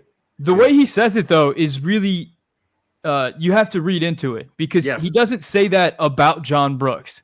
About John Brooks, he'll say there's some issues, there's some things we got to work on. We want him to, he's looking for a club. We're going to be really interested to see how he's playing with his next club. When somebody else later on asks him a question about center backs is whenever he really gets into defining what he's looking for in a center back. And you can intimate from that John Brooks does not fit that role that he's describing. And that's a pretty easy conclusion to draw, but he doesn't make that. He doesn't say this is what we're looking for, and John Brooks doesn't fit that role directly. So the way he's handled it is a little vague. I guess you could say vague, but you could also say kind of shielding the player as well. Yeah, I'd agree. I think Michael may have leaked out the excuses for the next couple windows, because Chris says in September it's going to be sorry, John couldn't make it today. He's going to Mars with Elon Musk. And then here is the reason why he won't be there. Okay, November. Elon Musk is not going to Mars anytime soon, folks. Brooks likes pineapple on pizza, so we decided to leave him home this time. I'm pretty convinced at this point, since Miles Robinson went down and Chris Richards got injured in this window, and John Brooks still isn't called up. He ain't getting called up. That's it. It's done. So yeah. Okay, enough fucking John. We made that call since we've been saying that since January. I think we all know. All of us know what's going on here. All three of us. So we'll move on. Are we still at center back? No, we're moving on to forwards because we already talked about the midfield. But how excited are you for Brendan Aaronson's move to Leeds, Sam? I'm very excited for it. It seems like just the exact right type of club that he should be in. I mean, he spent his whole life in this high energy, high press situation, and he ends up getting an opportunity to go to the Premier League, play in the best league in the world, and play in a system that is not only super similar to the one that he's been playing his entire life, but is going to be coached by a coach that he's played under. So knows exactly what type of player he's getting and exactly how to utilize them. So I think it's like, the best scenario you can hope for, in my opinion, for a player like Brendan Aaronson. Now, that being said, Jesse Marsch just left RB Leipzig, where he had Tyler Adams, and it wasn't like Tyler Adams had a banner season there. He was relying heavily on Tyler Adams while he was at the club, but once he left the club, Tyler Adams lost his spot and kind of had a disappointing season. So it's not like this is easy money and Brendan Aaronson's absolutely going to be a no doubt player, but for the amount of money that he's going for, I mean, $30 million. Yeah. If you're Leeds, like, you're going to play him, right? And the reception seems to be good so far. Yeah. I mean, from Leeds, I watched like 7 Leeds shows on YouTube now. So it's like, why? Because, well, Jesse Marsch is there, and now Aaronson's there. So hell yeah, I'm going to be following all that shit. Red Bulls, Salzburg ended up posting something on Twitter. It's like, he posted a meme of a bunch of people walking out the door when it said news of Aaronson heading to Leeds, and there's a bunch of U.S. people leaving the door or whatever. Yeah, I saw that. Yeah, no, they're a fun team, man. I'm excited to watch them next year. I kind of watched a little bit of them whenever Jesse Marsch took over, but I'm excited to get a full dose of Leeds next season, cheering on Brendan Aaronson. And we'll see what happens, how the Leeds fan react, if in fact, and by the way, I don't think it's going to happen because his release clause is $40 million. So I just don't see, that's a lot of money. I think they could get 2 players for that price, or 3 even, that are serviceable players, and maybe not great players, but that's a lot of money to get Adams to Leeds, don't you think? Mm-hmm. It seems like it to me. But the one thing I will say about Aaronson, and this is what Aaronson has that that's maybe Sargent doesn't have, and why he's going to succeed where he's going. Like Aaronson has, as we say in German, die Hoden, the testicles. I was going to say it translates to big balls. The testicular fortitude. Like that kid will never, his confidence can never be crushed. There's no way to crush Aaronson's confidence. He is abundantly confident. Like, I mean, you'd have to stick him in a cell and feed him scraps of tuna for 3 months and tell him he's a piece of shit for him to ever stop believing that he's a great player and he's going to be a great player. You know what I mean? I think the argument to that would be the worst game that we saw from Aaronson was the first game of World Cup qualifiers. Whenever he played as a midfielder against El Salvador, he got bodied. He got thrown around. Yeah, and he's going to be moving from a league in Austria to the Premier League, which is one of the most physical leagues in the world. So how does his huevos, his cojones, whatever you want to call them. I'm translating from German to Spanish. How do they handle the power and physicality of the Premier League? That's going to be a question mark. Yeah, and based on his physical, his footage on the physical, he still needs to get in the weight room. Yeah. Now. Well, I mean, he's a blue collar type worker in the midfield. And I think he's basically going to draw a ton of fouls for Leeds. I think that's going to be the gist of it. He's going to get shoved off the ball. I'm not saying he needs to bulk up, but he needs to get rid of the baby fat. I think. It's Generally. finding that center of gravity, man. You don't have do. to necessarily be a huge guy to No, shrug you don't. off tackles, but Messi was never a big guy, and he could just take him with the best of them and keep going. So Yeah, but figuring that out. Messi's is proportional, Yeah. whereas Aaronson has a long torso, so he's not going to have that center of gravity. Gotta have that hockey player ass. Yeah, he's got to bulk up a little, Yeah. here and there, or else like Pulisic, he will get pushed around a lot at the beginning. So, how about Haji Wright? How much are we going to see with him in these next 4 games? I mean, he's the only other striker on the roster at the moment, so we got to see some of them, right? Like, yep. We heard from Morris's mouth that he has been asked to play the 9. So, yeah, Who? Jordan Morris. Oh, yeah. Derek hates when I keep bringing this up. No, yeah, you mentioned that on Conrad's show. He's like, yeah, coaching staff came up to me, asked if I wanted to play the 9. I said, yeah, sure. And they said, doesn't look like it. I mean, so I'm in a position where I'm not a huge Haji Wright fan at the moment. He's kind of, ever since watching him at Schalke, I'm having a hard time getting over that impression that he left with me from Schalke. I understand that was a few years ago now, and he's been playing lights out just about everywhere he's been since then. Sarajewski and now in Turkey. Yeah. So I'm ready. My heart is open. My heart is ready. If he comes out and he lights it up, if he shows me any type of spark at all, I'll be on the Haji Wright train immediately. But I'm a little bit apprehensive at the moment. I definitely think we're going to see him. I think we're going to see some experimentation, man, because we only have 2 strikers. And maybe Malik Tillman gets some opportunity in that role. Maybe we see Tim Weah. Maybe we see Jordan Morris, whoever else get some run there. Maybe, I mean, Christian Pulisic got some run there for Chelsea. So maybe, I think we gotta figure something out. Well, chemistry wise, this might be great because Weah played with all the other young guys in the youth teams. So did Haji. I'm thinking you meant to say he knows Weah. He knows Pulisic. He knows. Yeah, he knows. Well, who'd you say? Haji. You said Weah. Weah played with young guys. No, Haji. I think you meant to say Haji, but Weah was there too because you mentioned he played with Weah. And I'm like, yes. So he knows all the youth guys. He was there through all those youth camps with all those guys. So I mean, chemistry, that might be a good thing. We'll see what happens. He's a PFOC with, I think, better foot skills, and he's faster. Yeah, he's faster. So we'll see what happens there. That scares me, though. Like you say he's a PFOC, and that scares me because I don't think that PFOC has ever looked good for the national team. He looked great against Honduras. What are you talking about? For a moment. He looked great for a moment. For like 5 minutes, and he scored the winner. I know, but in the end, and people are saying, oh, yeah, PFOC's going to make this big move away from young boys. No, he's not. To where? The bottom of the French first division?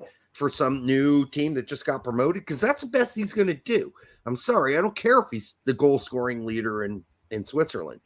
Outside of 3 teams in that league, 2 teams for some, there's not much going on there. I think Derek is faster than PFOC. Not anymore, my friend. You should have seen me play golf this weekend. It was pathetic. I could barely get. I played 9 holes. They allowed him to bring on his walker too. That's a sad thing. Like somebody leads the league in scoring for Turkey every year, and somebody leads the league in scoring for the Swiss league every year. Yep. They don't necessarily go on to play for Real Madrid, right? Like we don't necessarily know who these players are. Right. It's not like everyone who does well in that league translates. I remember when Josie Altidore was at AZ Alkmaar. He was the second biggest striker prospect in the league because Wilfred Bonney was the number 1 guy, and Bonney got a transfer. Was it? Gosh, did he go to Man City first and then to Swansea, or did he go to Swansea and then Man City? But he never. He never worked out at all. Never really worked out. Yeah, there's a long history of that. Yeah, that doesn't necessarily mean that you're going to translate as you move up in league, as whenever you move out of a system that kind of fits you exactly right. So, I mean, there are some awesome examples of Dutch center forwards who came to the Premier League who were awesome, but that was mostly 20 years ago, 10 years ago at best at this point, right? Yeah. So I mean, it's hard to name another one like really Manchester United had Van Persie. He was great. but you can still a time ago. That's a while back. You can look at Timo Werner as a player who lit up the Bundesliga and was an absolute no doubt striker prospect. He was, written in pen that he was going to come to the Premier League and that was going to work. That was what Chelsea needed. And he has just been unable to find the back of the net at all. There's no. He gets a brace or a hat trick once every blue moon. Yeah, okay, I'll give you that. But like for the price tag and for the expectation that they were looking for from him, he hasn't lived up to that. No, and that just goes to show that there's no clear math here. There's no like straight up right answers. Like we don't know. It's just like the NFL draft. Like it is largely a educated crapshoot. Yeah, it is. And the thing really is that the difference is between someone like Werner and say Holland is that Werner is too nice and he accepts failure in a very personal way. He's not like ultra confident, where a guy like Holland, there's no stopping that kind of guy. I don't care where he goes next. He's going to score more goals. He's egotistical to a point of failure is not an option. I just recently rewatched the highlight of Norway. Is Norway? He plays for Norway, right? Yeah. Norway versus Honduras in like the U20 World Cup. Yeah, where Holland got like 11 goals and like a 20-0 stomping of Honduras. But yeah, that was sick. Absolutely. Well, the thing about Holland right now is he's going to be going to play under Pep Guardiola, which is going to be a ton of expectations on him tactically. He's going to be expected to carry a lot of weight on the tactical side of the game. He's not just going to be a straight up goal scorer. So is he going to be able to carry that weight in possession? I mean, my bet would be yes. I have a feeling he will.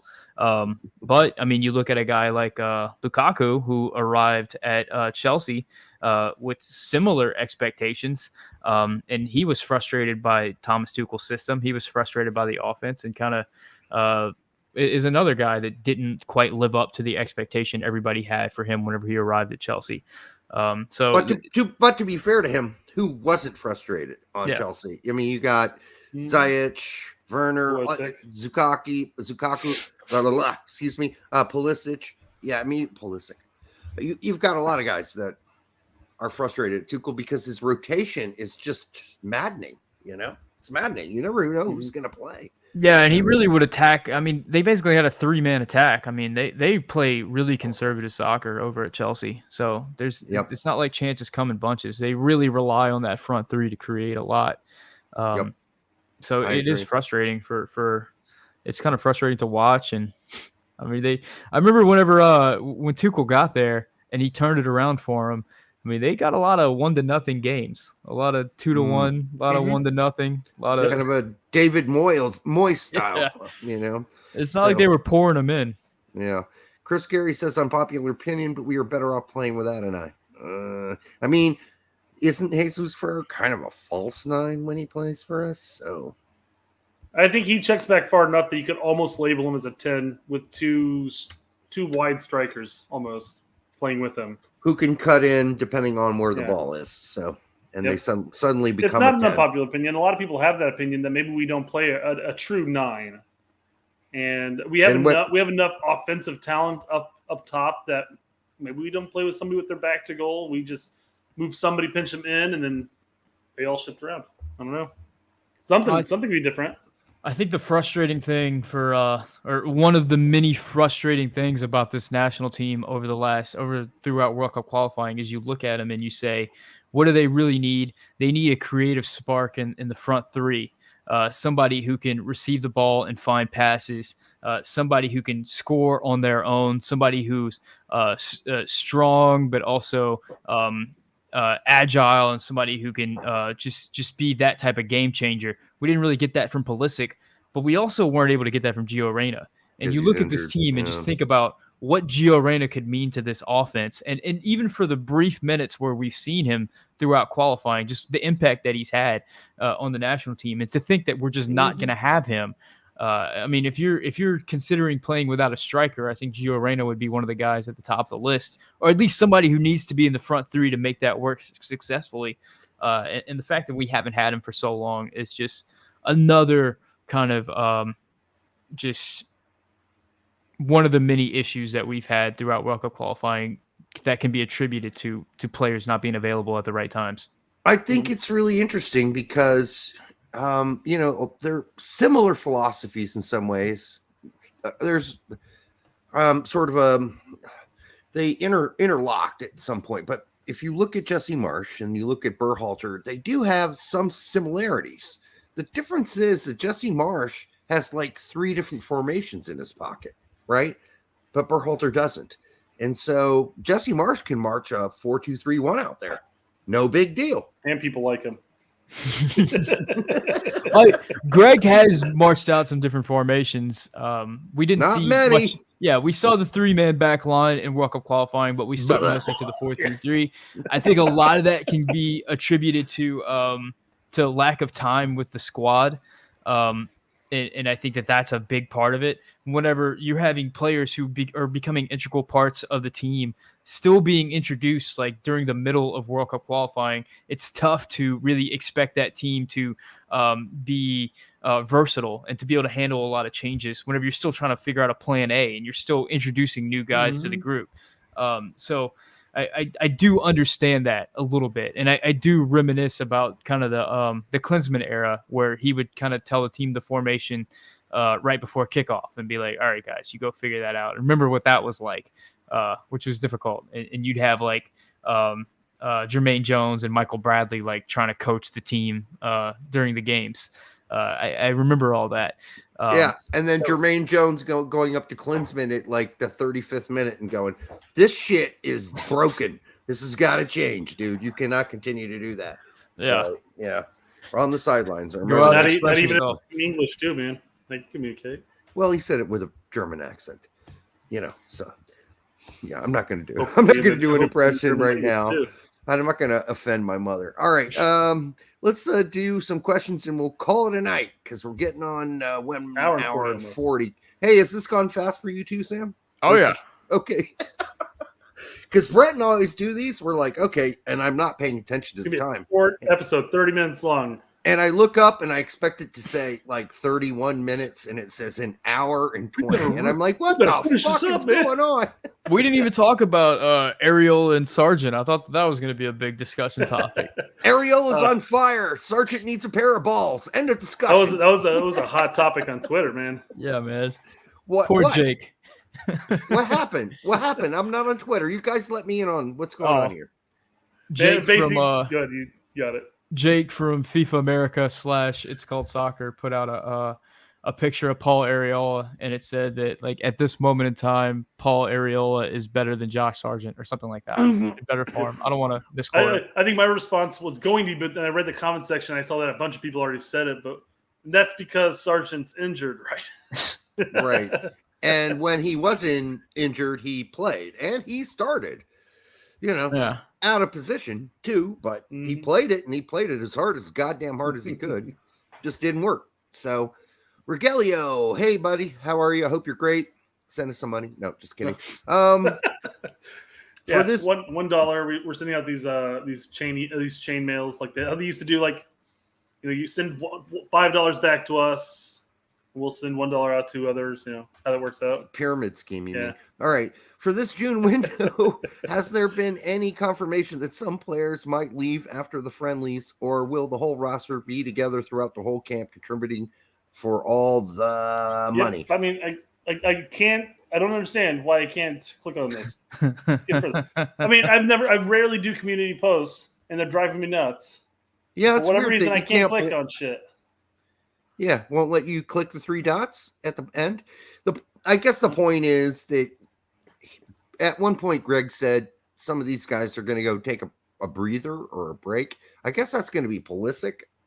I don't know, but I'm not sure who's getting a break. No one knows. I remember during the Nations League window last summer, after the U.S. won the Nations League against Mexico, and then they had that follow-up game against Costa Rica. I can't remember. Were players sent home or not? I thought most of them just rode Pine, the key starters. Yeah, that's true. Because they showed that shot of like Pulisic, McKinney, and Adams on the sideline, like looking like the best friends. Click on the 3 dots, Brett. I can report or I can highlight. Cannot click. There's nothing to click. The 3 tiny dots at the very end. Do you not see my mouse over top of it right now? Clicking on it. Click. Click. Up and to the right. Ooh, technical difficulties. All right. I don't know. Yeah, I don't know. All right. Any more? Yes. Just say next. Next. What is the most controversial worst World Cup roster decision in your opinion? I say when Bruce left me off in 06. There's at least 2 I can name, but I'll let you start, Sam. Or maybe you need time. It's got to be Donovan. Yes, that was one of mine. Yep. That was my biggest, yeah. How about John Harkes? Anybody? Harkes is another one, Yep. I mean, that entire 1998 World Cup is a whole discussion. I mean, the way that was like the original MLS versus Europe roster, and a lot of those guys that had become the big stars were not given a lot of opportunities. Like I don't think Eric Winalda got much time in '98, and Alexi Lawless didn't play much in '98. And what was his Marcelo Balboa didn't play much in '98. They turned it over to a lot of European guys, a lot of guys who were dual nationals, and it didn't end up going well. A lot of locker room issues, not just from the incident, but just from those 2 groups of the 94 MLS guys mixing with the new dual internationals and the new crop of European guys. It just wasn't handled well all the way around. That's way too much discussion about 98. I'm sorry. No, but you're right. We've all blocked out of our memory. You're right about that. 98 was that was a bad one.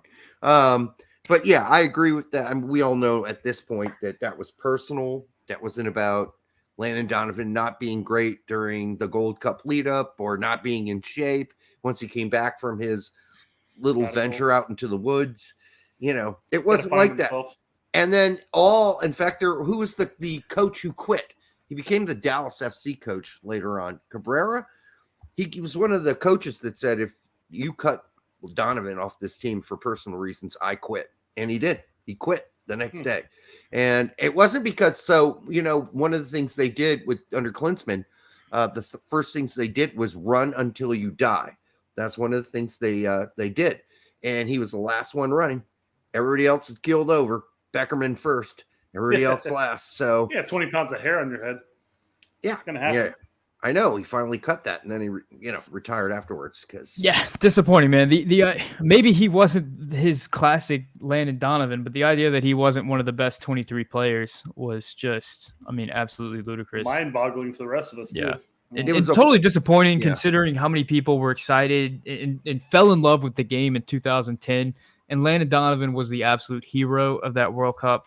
And then 4 years later, to see him just kind of put up on the cross like that for American soccer, I'll never not be over that. And then it's Jonathan Klinsmann doing that tweet. What a cocksucker. Just found out you're left off. Ha ha. Yeah. What a dumb thing to fucking tweet. At least his dad should have said, you don't say shit about what we've been talking about at the dinner table, motherfucker. You keep your fucking tweet ass mouth shut. But he didn't. And then it became obvious it was personal. Yeah. Yeah. And people can, there are people who just think, oh yeah, he lost it, man. He quit on the team too. He went on vacation. Well, he's been playing for fucking 2 seasons straight, asshole. Straight from LA, back to Everton, back to LA, back to Everton. how many he needed a breather. And plus he going through a divorce, which was very traumatic for him. Give the guy a chance to fucking, go off and camp and jerk it off underneath the trees in private. God damn, we are so cruel to players sometimes. But, I've always, if I ever got an opportunity to interview Landon Donovan, I would ask him about mental health for athletes and about how whenever he was playing and he took that sabbatical, that was just seen as like the worst thing an athlete can do. And then 15 years later, just the amount of intelligence and education about mental health for athletes has come so far. To the point where, like, during the Olympics, I forgot the name of the gymnast who who took that mental health break. Simone Biles. Simone Biles. Yeah, no, she was held up as like a hero for that, and I couldn't help but think like, what would Landon Donovan think about this? Because he did that so long ago, and Klinsmann just held that against him, and now you watch I watch Drive to Survive, and every single driver has a mental health coach, and every single club has a mental health guy on staff, and that's become such a big part of professional athletics. Just an interesting thing. I would love to hear Landon Donovan talk about. And if Dortmund got a medical staff.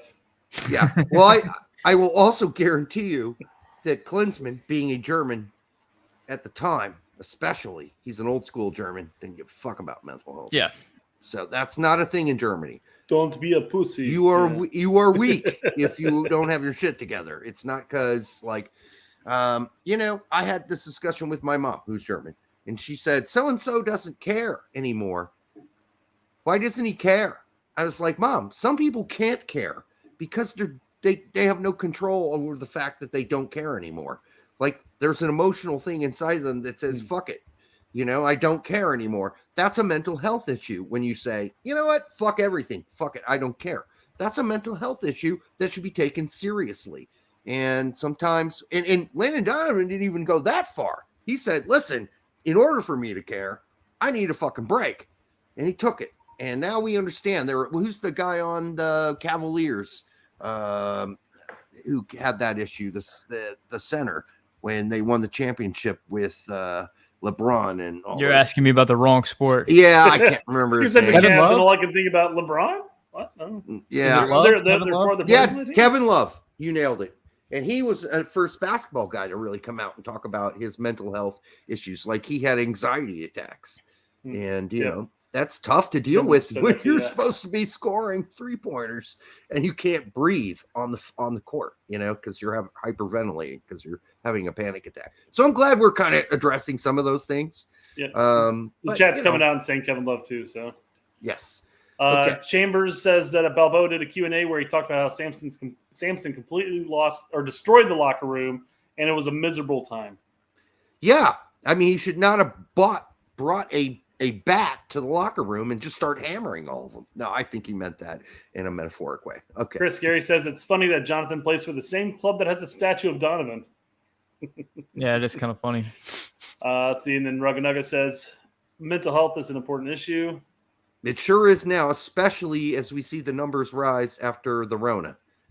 And people are having a hard time dealing with getting back to normal life. So Antonio Bender says, check out the 96 women's Olympic gymnastics team.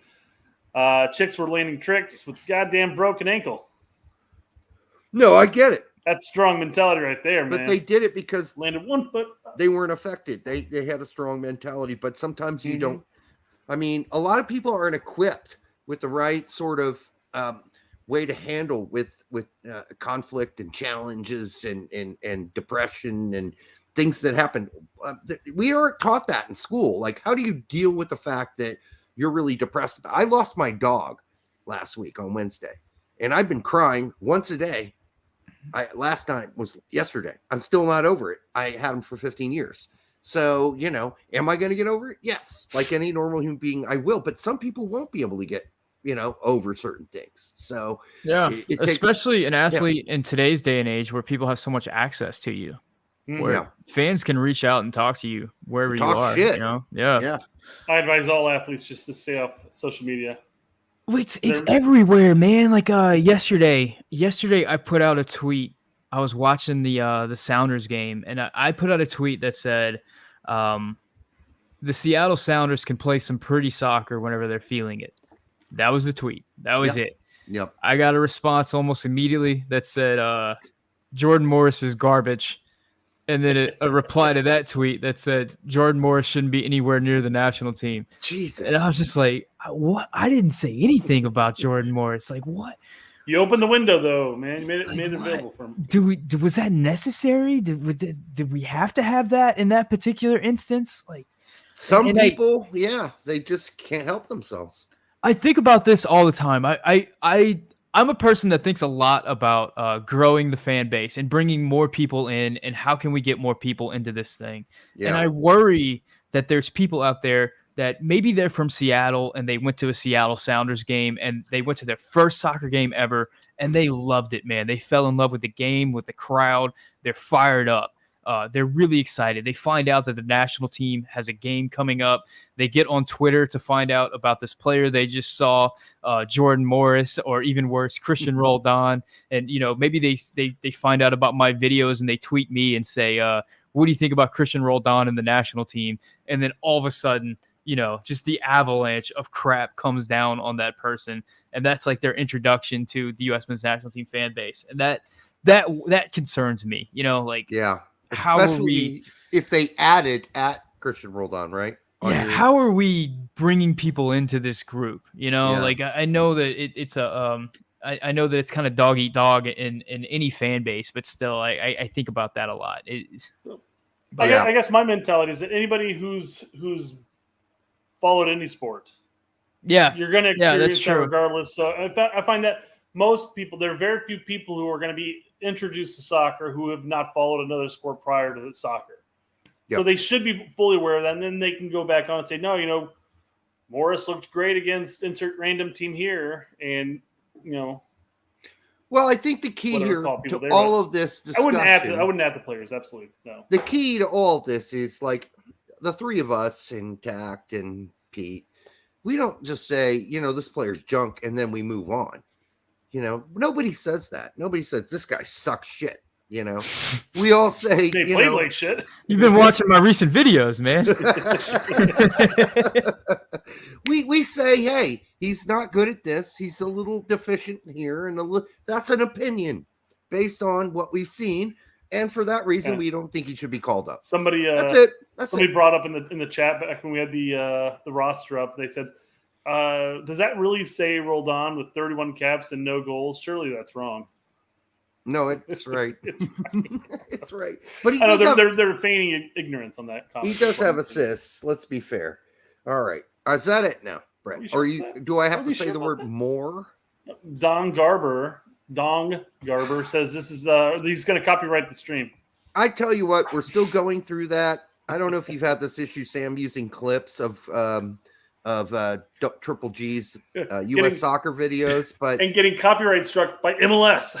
By MLS, not some. We had one back from some. Yeah, we dealt with that.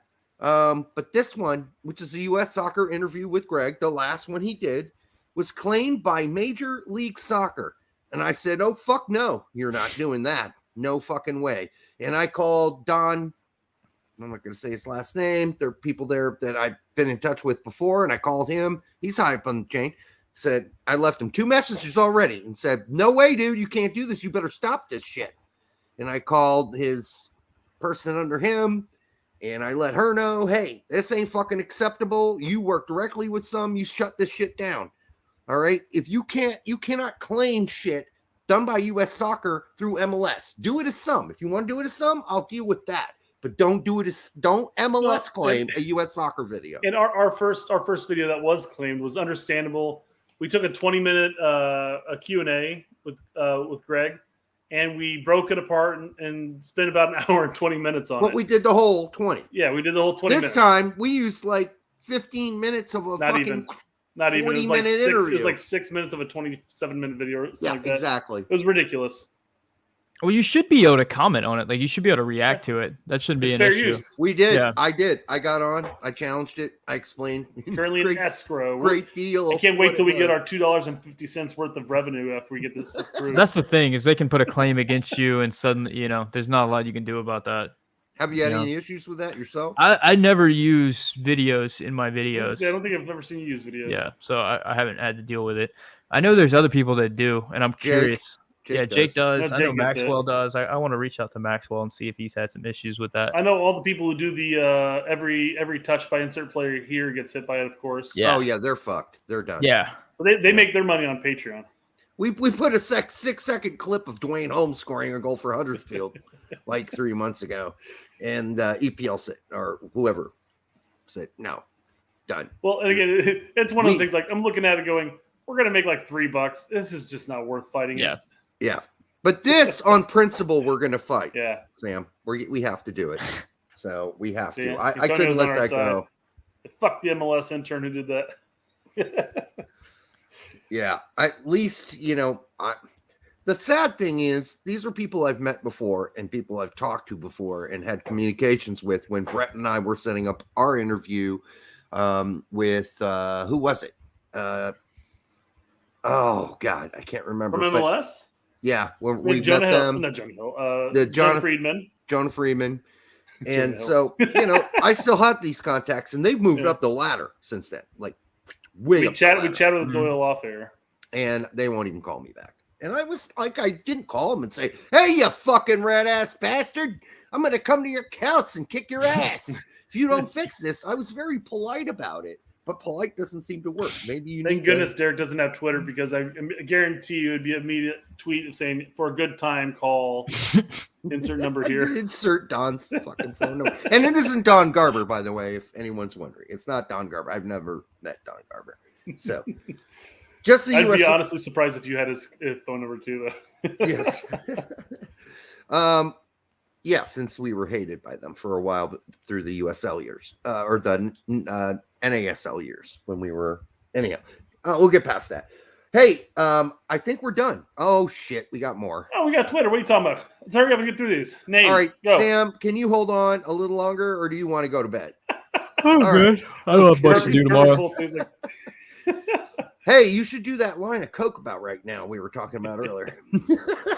I'm just kidding. Sam doesn't do Coke. I do. No, I don't either. All right. Need that quick pick me up. Munch my gosh. It's not to say I've never done it. I'm not saying that. I'm not going to be a liar here. Who would you guys want as a potential Berhalter replacement after Qatar? Should he step down? He's not going to step down. He'll have to be fired if he goes 0-3. It's a big if, and I think he stays. But if he does leave, I look at former Dundee and current Wales U20 manager Michael Torres. Torres? I'm sure it's Torres in Wales. They wouldn't say Torres. That'd be too French. I'm pretty sure it's Torres. I believe he goes it's by the Torres. name Mike. It's Torres. Mike. I just said it's not French. It's Torres. I believe he goes by Mike, though, is what it said. I don't know what... I mean, that's fine. I don't know him from a dick in a wall. Oh, you can't go by Mike. So I don't know this guy. I don't know him. So I have no comment. Anybody else? Yeah, I have no idea, man. Humorous that you said you don't know him from a dick in the wall, since his name is Michael Torres. Michael Torres. Oh, this is another this is joke. Desi. Oh, fucking A. You wanted to say Michael Torres. You didn't get by the first name here? That guy's always trying to pull one over us. So. I thought that you expertly mispronounced his name just so you could get around it. Yeah. No, I got totally peated on that one. Totally peated. I swallow cum. Yes, I got peated on that. All right. We'll never let that one down either. All right, how many more we got to go? This is like 4 total. Right, 4. 4? All right, let's keep it short. Shout out Brett W. Right. This is my alt account, by the way. First, gotta say, Sam is that dude. Deserves so much more praise. Honestly, so do you two. That rhymed. Is this going to continue to rhyme? What's your thoughts on Paul Arriola's form somehow turning into Arriola versus Josh Sargent debate, and specifically how so many people are convinced Josh would score 20 plus goals in the MLS? I think we kind of addressed this, but I'll let Sam start. I think that Brett makes an astute point here, where I think this never really was a Paul Arriola versus Josh Sargent debate. We only have 3 discussions in U.S. soccer, and one of them is MLS versus Europe, and this is sort of what this became. This just became a satellite war between MLS players versus European players, and that's all that kind of boiled down to. I think Chris Gary was one of the big proponents of Josh Sargent would score 20 goals in MLS, which I don't see a lot of evidence of that. I don't see a lot of players that can come from big leagues in Europe directly to MLS and start scoring goals in bunches. There's some that have, but there's others who haven't. I think even Chicharito needed a little runway time before he got into shape, goal scoring. Yeah, but right. I see guys like particularly whenever we discuss guys who are on the bottom tier of some of these big league teams. Like, I know we have a lot of players who are on the bottom tier of the Bundesliga right now, and Josh was at the worst team in England right now. And I remember, gosh, now his name is escaping me. The midfielder who was in Germany forever, who was a U.S. men's national team hopeful that never really got called in. Then he moved to MLS. Oh, never mind. Who? Gosh, I forget Never his name. got MLS? Who? Stanko? No. Alfredo Morales. Morales was kind of bouncing from Bundesliga 2 to the bottom of the Bundesliga. Yeah. And people were calling, asking for him to be brought in. He goes over to MLS, and he's okay in MLS. I think another guy would be like Emerson Hyman, was kind of a right on the edge of making an EPL roster there. Moves over to the Scottish division, Scottish Premier Division. The Scottish Premier League. Weren't they in Division 2 at the time, though, when he was lighting it up for them? He was never lighting it up for in the EPL. He moved over to Rangers, and he had a decent loan spell at Rangers. And then he goes over to Atlanta United, and he's okay. He's a good, solid MLS player. That's where he's at. Yeah, and he's skinny as fuck, and that never helped him out either. Bobby Wood is another guy who scored goals in the Bundesliga. I think Bobby Wood is very similar. What's that? I don't think he was that big of a scorer in Bundesliga, was he? No, he wasn't. I think he was a consistent option for the team he played for. No, he scored in 2 Bundesliga, but he was nothing in Bundesliga. Yeah, Bobby Wood was never like a great goal scorer in the Bundesliga. I'm saying Bobby Wood is a solid comparison to what Josh Sargent is right now. Like, he had some goal contributions. I got you. I'm with you now. I think Bobby Wood is the type of player that he scored a lot of goals against the run of play. He never really was great at scoring within like the team. Like he didn't like have team goals. He had like breakaways and stuff. So he always had really exciting highlights. But anyway, Bobby Wood goes. Hold on. But let's face one fact here. Sargent's way more skilled than Bobby Wood. Okay, number one. The problem with Josh Sargent, and this is attitudinally, like, okay, when you look at Pulisic, when somebody doesn't pass him the ball when he's wide open, he says something to the guy who missed him, right? He's like, hey, I was right here. He looks at him. He's like, I was right here. He doesn't bitch him out, but he's like, I was right here. You got to look at me next time. Yeah. All right? But hold on. I think, Sargent doesn't do that. If you want to compare attitudinal testicles, even Bobby Wood has bigger testicles than Sargent when it comes to that. How many times did Rashica not pass him the ball when he was wide open this year? It was pitiful. I mean, and the year before, and the other team, at Bremen.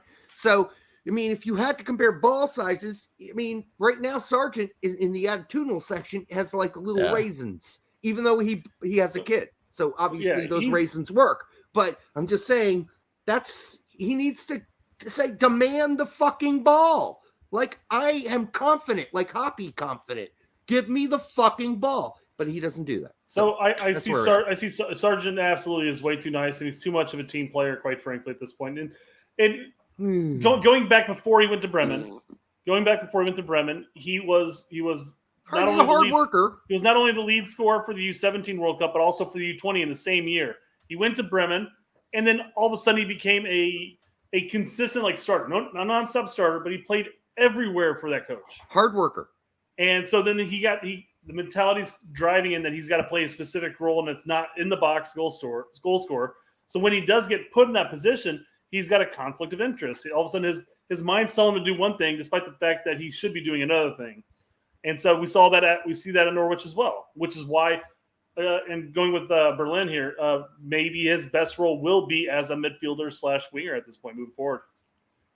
I think the thing about me for Sargent, and I think Derek kind of hinted at this, is that he doesn't just not score goals. He doesn't get in goal scoring positions. It's not like he's missing opportunities or just missing opportunities. You watch 2 or 3 games for Norwich, and he might get like one chance. Like he's not in constantly threatening the goal. We've seen that at Norwich, we've seen that at Bremen, and we've seen that for the U.S. men's national team. So for me, players who score a lot of goals are players that getting dangerous in positions constantly. I look at someone like Chicharito, who Chicharito could score goals wherever he played because he's constantly in a scary position where he can score a goal. I don't see that from Sargent at all. So if he transfers to MLS right now, I'm not sure that he would be a 20-goal scorer unless he can figure that out and turn that corner. And that's another discussion entirely, is that players, sometimes they find themselves in a situation where all of a sudden it clicks on for them. He's not even a great poacher because, as you said, he doesn't find the best spot to be in. And that's something, it is a learned skill. Yeah. One of the frustrating things for me that I always saw from Sargent at Bremen that just constantly frustrated me was whenever he was racing to the front post or racing to the back post, he just never seemed to win that race with his defender. Like whenever the ball would arrive, it was like the defender would always get a leg in because he never beat them to that spot. And whenever you watch a top goal scorer, they win that race. They get there. Exactly. And Brett can relate to this too as a striker. Sometimes you fake the far post and then suddenly you kick back to the center and present yourself because the guy who's watching the ball, who's shielding, trying to shield you, can't see you make the stop and make the cut back to the center way out in front of him. He's lost you and he's still looking at the ball. So anyhow, we don't see enough of that. He needs a little Wando in him. He needs a little Hoppy in him. He needs a little Dempsey in him. There's a lot of things Sargent's got to work on. So I will say my when you mentioned me as being a striker, I played for a podunk country team just outside in the suburbs. I was the player that demanded the ball nonstop. Yes. So I never really relied on the wingers to get it wide and play it in. I was always checking to people saying, "Give me the ball, turn, and then I'm going to take you at the dribble, fast." I mean, I'm going to pick one direction and go, and then 75%, 80% of the time I'll beat you. Good luck, son, you slow fucking center back. All right. Oh, Filippo's chimed in. All right. Pepe scored 13 goals in MLS. Sargent was able to actually score in Bundesliga. 20 goals in MLS is not unrealistic. It's not unrealistic, but I don't think it's happening first season. I don't even know how Sargent scores goals at this point.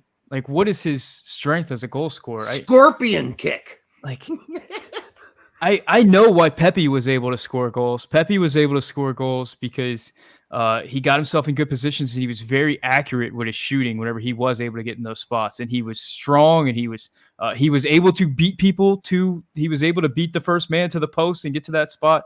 And he also had Jesus Ferreira there who was getting him some really nice balls and setting things up for him. And, that helped. But with Sargent, I don't know. And it also depends what team you go to. That's true, man. You go play for Colorado Rapids in the state they're in right now. You're not scoring shit. So, I don't think it's a guarantee. It's circumstantial. So you got to take that into account. Yeah, and ultimately, I think that's the big point is we just don't know. Like, it's hard to make these comparisons. Sometimes players end up in situations that they make leaps that we're not expecting them to make at all. You look at somebody like Alphonso Davies, who makes the transfer over to Bayern Munich and all of a sudden is the best left back in the world or one of the best left backs in the world. And I didn't see that coming at all. I did not either. I thought he would be right and fine. But again, the prognosticating is a difficult thing to do. But so I just think all of us should be like, okay, well, like Brett and I, we don't do a lot of prognosticating. We don't do a lot of Nostradamusing because it's just difficult. The best we can do is mind meld with Greg and do our best, right? To me, it's one of those situations where whenever we have these discussions, it's almost like saying, okay, FC Dallas beat the LA Galaxy and the LA Galaxy beat the Seattle Sounders. Therefore, FC Dallas should be able to beat the Seattle Sounders, and that math just doesn't work. Yeah. Well, Filippo comes back and says only Pookie scored more goals than Sargent at Norwich. Well, that's not the grandest thing. I mean, seriously, there's a reason why Norwich was so far down, but still. Norwich is awful. And let's also remember that Sargent was also the leading goal scorer for Bremen the season they went down, too. Listen, nobody's saying that Sargent sucks. We're just saying his balls need to shrivel up and they need to be plums, not I raisins. think they need to shrivel up. I think they need to shrivel out or something like that. Shrivel out? Shrivel Expand? up. Shrivel I up just and said indicate, they need to become plums, not raisins. And he's well, got you also raisins, said shriveled right? up, which means that you're turning into raisins at that point. Oh, they need to shrivel up. I guess you're right. I said that wrong. Yeah, I mean, we've seen a lot of big time players, big time European goal scorers head to MLS and not hit the ground running, you know? Right. So you just mentioned him. Yeah. It's definitely possible, but, you know, is it an absolute? I wouldn't say it's an absolute at all. No, it's not. It's science. It'll happen, guys. 20 goals. End of story. And besides, Sargent's better off going to the championship. Yeah. And scoring a lot of goals like he did whenever they played cup games against lesser teams when he was at the Bundesliga. He's going to score a lot of goals next season, folks. So we'll see how many. 10, 12, 14. We'll see. 8. Could be 8. Maybe he shrivels more. Pukki, I think, is on the outs for that team. So he may have to be the center forward next year. So we'll see what happens. But let's give it time. Let's not try to Nostradamus this shit. You know, that's all I'm saying.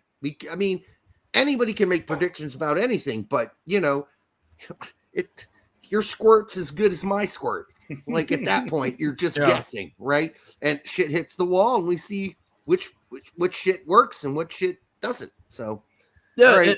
I'm frustrated about people talking about Pepe's season at Augsburg because he's so young, and it was such a big change in his life. Like, there's no reason to believe that what we saw from Pepe over the last 3 months is what we're going to see from Pepe to start the season or for the rest of his career. It's just a very small window. Right. And we're reading so much into it because we need him for the World Cup, and that's our window of looking at things. But in reality, and whenever you think about the reality of Pepe's career, I mean, it's just a small blip of time, and there's a lot of time for him to get better. And same thing with Josh Sargent. Josh Sargent is, what, 22, 21? He's got time. Yeah. Yeah. He's got time to grow a pair. I mean, okay, I'll get off the raisins. But I'll just say he does need to be more fiery. He needs to call for the ball. He needs to say, and as you said, he needs to learn where the space is, where he can get open, and he needs to punch Rashica in the face, because there were times last season he was open and Rashica just shot that shit from like 35 yards out, and he missed it every time. So what's the point of that? Yeah. All right, Chris Gary. Sargent outscored him. Huh? Clearly because Sargent outscored him. Yeah. Well, that was because of that scorpion kick and some other weird shit that happened. Leaving my Memorial Day party early, I guess. Hertha Berlin sold their keeper to BVB Dortmund with a need for a replacement. Do you see that as a good landing spot for Zach Steffen? I'll let you start, Sam, since you're the guest. You need maybe you need time to think about it, but I'm going to say, first of all, I'm questioning the validity of Chris Gary's reporting, because he's already outed himself as an unreliable narrator. So I don't know whether we should believe him or not. Chris. Come on. Is he about to send us a message saying I made that up? Because I'm not looking into because he did make some shit up earlier. Yeah, I don't know. He got us. But theoretically, should this be real, Chris Gary? Should it be real? I mean, that's as fine a spot as any. I mean, at this point, anywhere for Zach Steffen, anywhere in a top 5 league is fine. I mean, he already had. Did he have one season or 2 seasons? Didn't Hertha just get relegated? They did. They lost, didn't they? Pretty sure. No, they're not. They're not relegated. No, they stay. Well, who got relegated then? I think they played. I think they played in the playoff and they won. I thought. Oh yeah, they did. So that's right. It appears that there was a transfer to Dortmund. Okay. I don't know if that's their number 1 goalkeeper, but it looks like they have 3 other goalkeepers in line. Listen, any place is better than riding pine before the World Cup. That's Man where City. I'm at. Yeah. So next. Wait, hold on. There we go. Brett always said there's 4 more, and there's like 6. No, we just stayed on the Sargent one for 40 fucking minutes. All right. Our bad. Okay, Markaloff. What's your score prediction against Morocco? I honestly don't know what GGG will do in this game. I do want to see Scally play an EPB to get minutes. So we already talked about that. Yeah, we talked about this. So if you want us to give score predictions, I'm going to say 1-1 tie. That's mine. Yeah, 14-7. Let's go with that. Right. You took my ridiculous answer, but I wasn't going to say 14-7, but still going to go ridiculous. I'm going to go 2-1. NFL scores? All right. Who wins? Nobody knows. All right. Let's see here. Chris Gary says, Yedlin, Zimmerman, Long, Jedi back 4. USA lose 3-1. They're going to lose 3-1. Not against Morocco. No way. Just no way. If they do, tar and feather Berhalter. That's all I'm saying. I mean, not really. Metaphorically, with the, they used to put the character on the stick and carry him around town. And they tar and feather a caricature. Don't really do it. No, we're not going to lose to Morocco 3-1 because they're missing all their best players. Yep. So, I'll bring up a quick question that came up in the chat a long time ago. Colin Reese brought this up. I mean, it wasn't even a question; it's kind of a statement. But he kind of feels that if Berhalter comes into these games and just gets stomped, like legitimately stomped, he thinks that USSF might pull the trigger and pull in a different coach going into the World Cup. I don't think it's going to happen. I think at this point, again, like we tell everybody, it's going to stick the way it is, guys. No, man. At this point, it had to be like a moral issue. Yeah. He would have had to touch somebody's pussy in the locker room somewhere. There's no way that's going to happen. Or slap some ass or done something locker room. Absolutely horrible. What locker room are they? I'm just like an assistant or the ball girl or whatever. He would have to do something really bad. So I just don't see it happening. Like there would have to be moral outrage for him to get fired by U.S. Soccer at this point. Yeah. Yep. He would need to say that, hey, kitty porn's awesome or something like that. Derek, out of context, don't say that shit. I'm just saying that's what he would have to say. He would have to do something gruesome. Guys, please, for the love of God, do not clip that. Well, no, he would have to say that. He would have to say something horrible. Okay, there we go. Let's bring it back. I'm not saying it's good for you. Just jerk off into a plan in front of people. I'm not saying it's good for you and me. I'm saying it's good for the guys that think that's good. All right, that's the Louis C.K. joke. Yeah. All right. All right, it's just saying. Damn, I'm sorry. I'm sorry we submitted you to so much pain and agony tonight. We're quickly nearing the Meg Swanek time period of 2 hours and 23 minutes. So we should probably wrap Meg it up. would here not soon. let us quit. Like she would not let Brett stop torturing her. So, but unlike Meg, please stay on after the outro.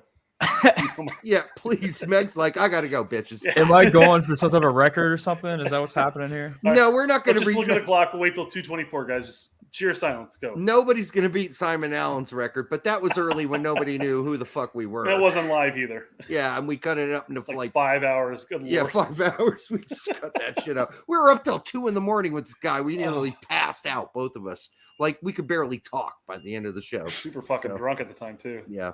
Some of those last segments were really, really bad. So Michael Cameron did not send us an outro for you, Sam, but I will say that if you have not gone to the Yank Report and you are not subscribed and you have not hit the like symbol every show and joined, you have a Patreon? No, I have a members section on YouTube. And are not waiting for the Yank Report Patreon to start at any minute, like hungrily punching in Patreon every day, Yank Report, then you're just not paying attention. Sam is one of the great guys out there. He's one of our favorites. He's just one of the good guys out there doing this shit. And we're all trying to break ground together and stay friendly about it, even though we don't always agree. We didn't agree on everything tonight, but that's okay. It's okay if we don't. Okay. Sam, thank you for coming on the show. Thank you for having me, guys. I'm like 50 subscribers away from 10,000 right now, and 10,000 is going to be some type of celebration. I don't know what's going to happen. Get a tattoo. Hey, send us champagne. We'll drink. We'll drink to it on the show. It'll be a tattoo of like the 100th commenter on that video's face, right? Like right on your bicep, maybe on your cheek or something. I don't know if I'll commit to that, man. That could be bad. Just print it on the Speedo and do some modeling. Some of you guys have a little bit too much fun in the comment section for me to commit to the 100th comment. I don't want like this hot take about like Paul Areola or tattooed on my arm. Like. Oh, I forgot to even mention earlier. All the way across your back. That's another Berhalter thing, by the way. Likes long snipples, likes areola. There you go. All right. Thanks, Sam, for coming on. We're going to have you on bunches of time going forward, as you well know at this point. We love you. So keep doing what you're doing. Keep kicking ass. And until the next time. Always a pleasure, boys. We love you. Good night.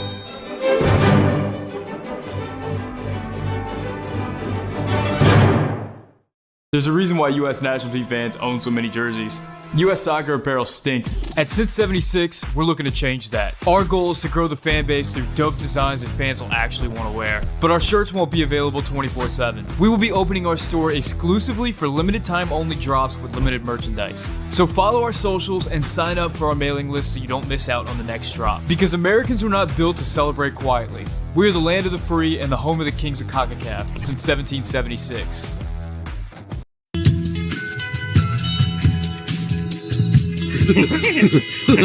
That hurt.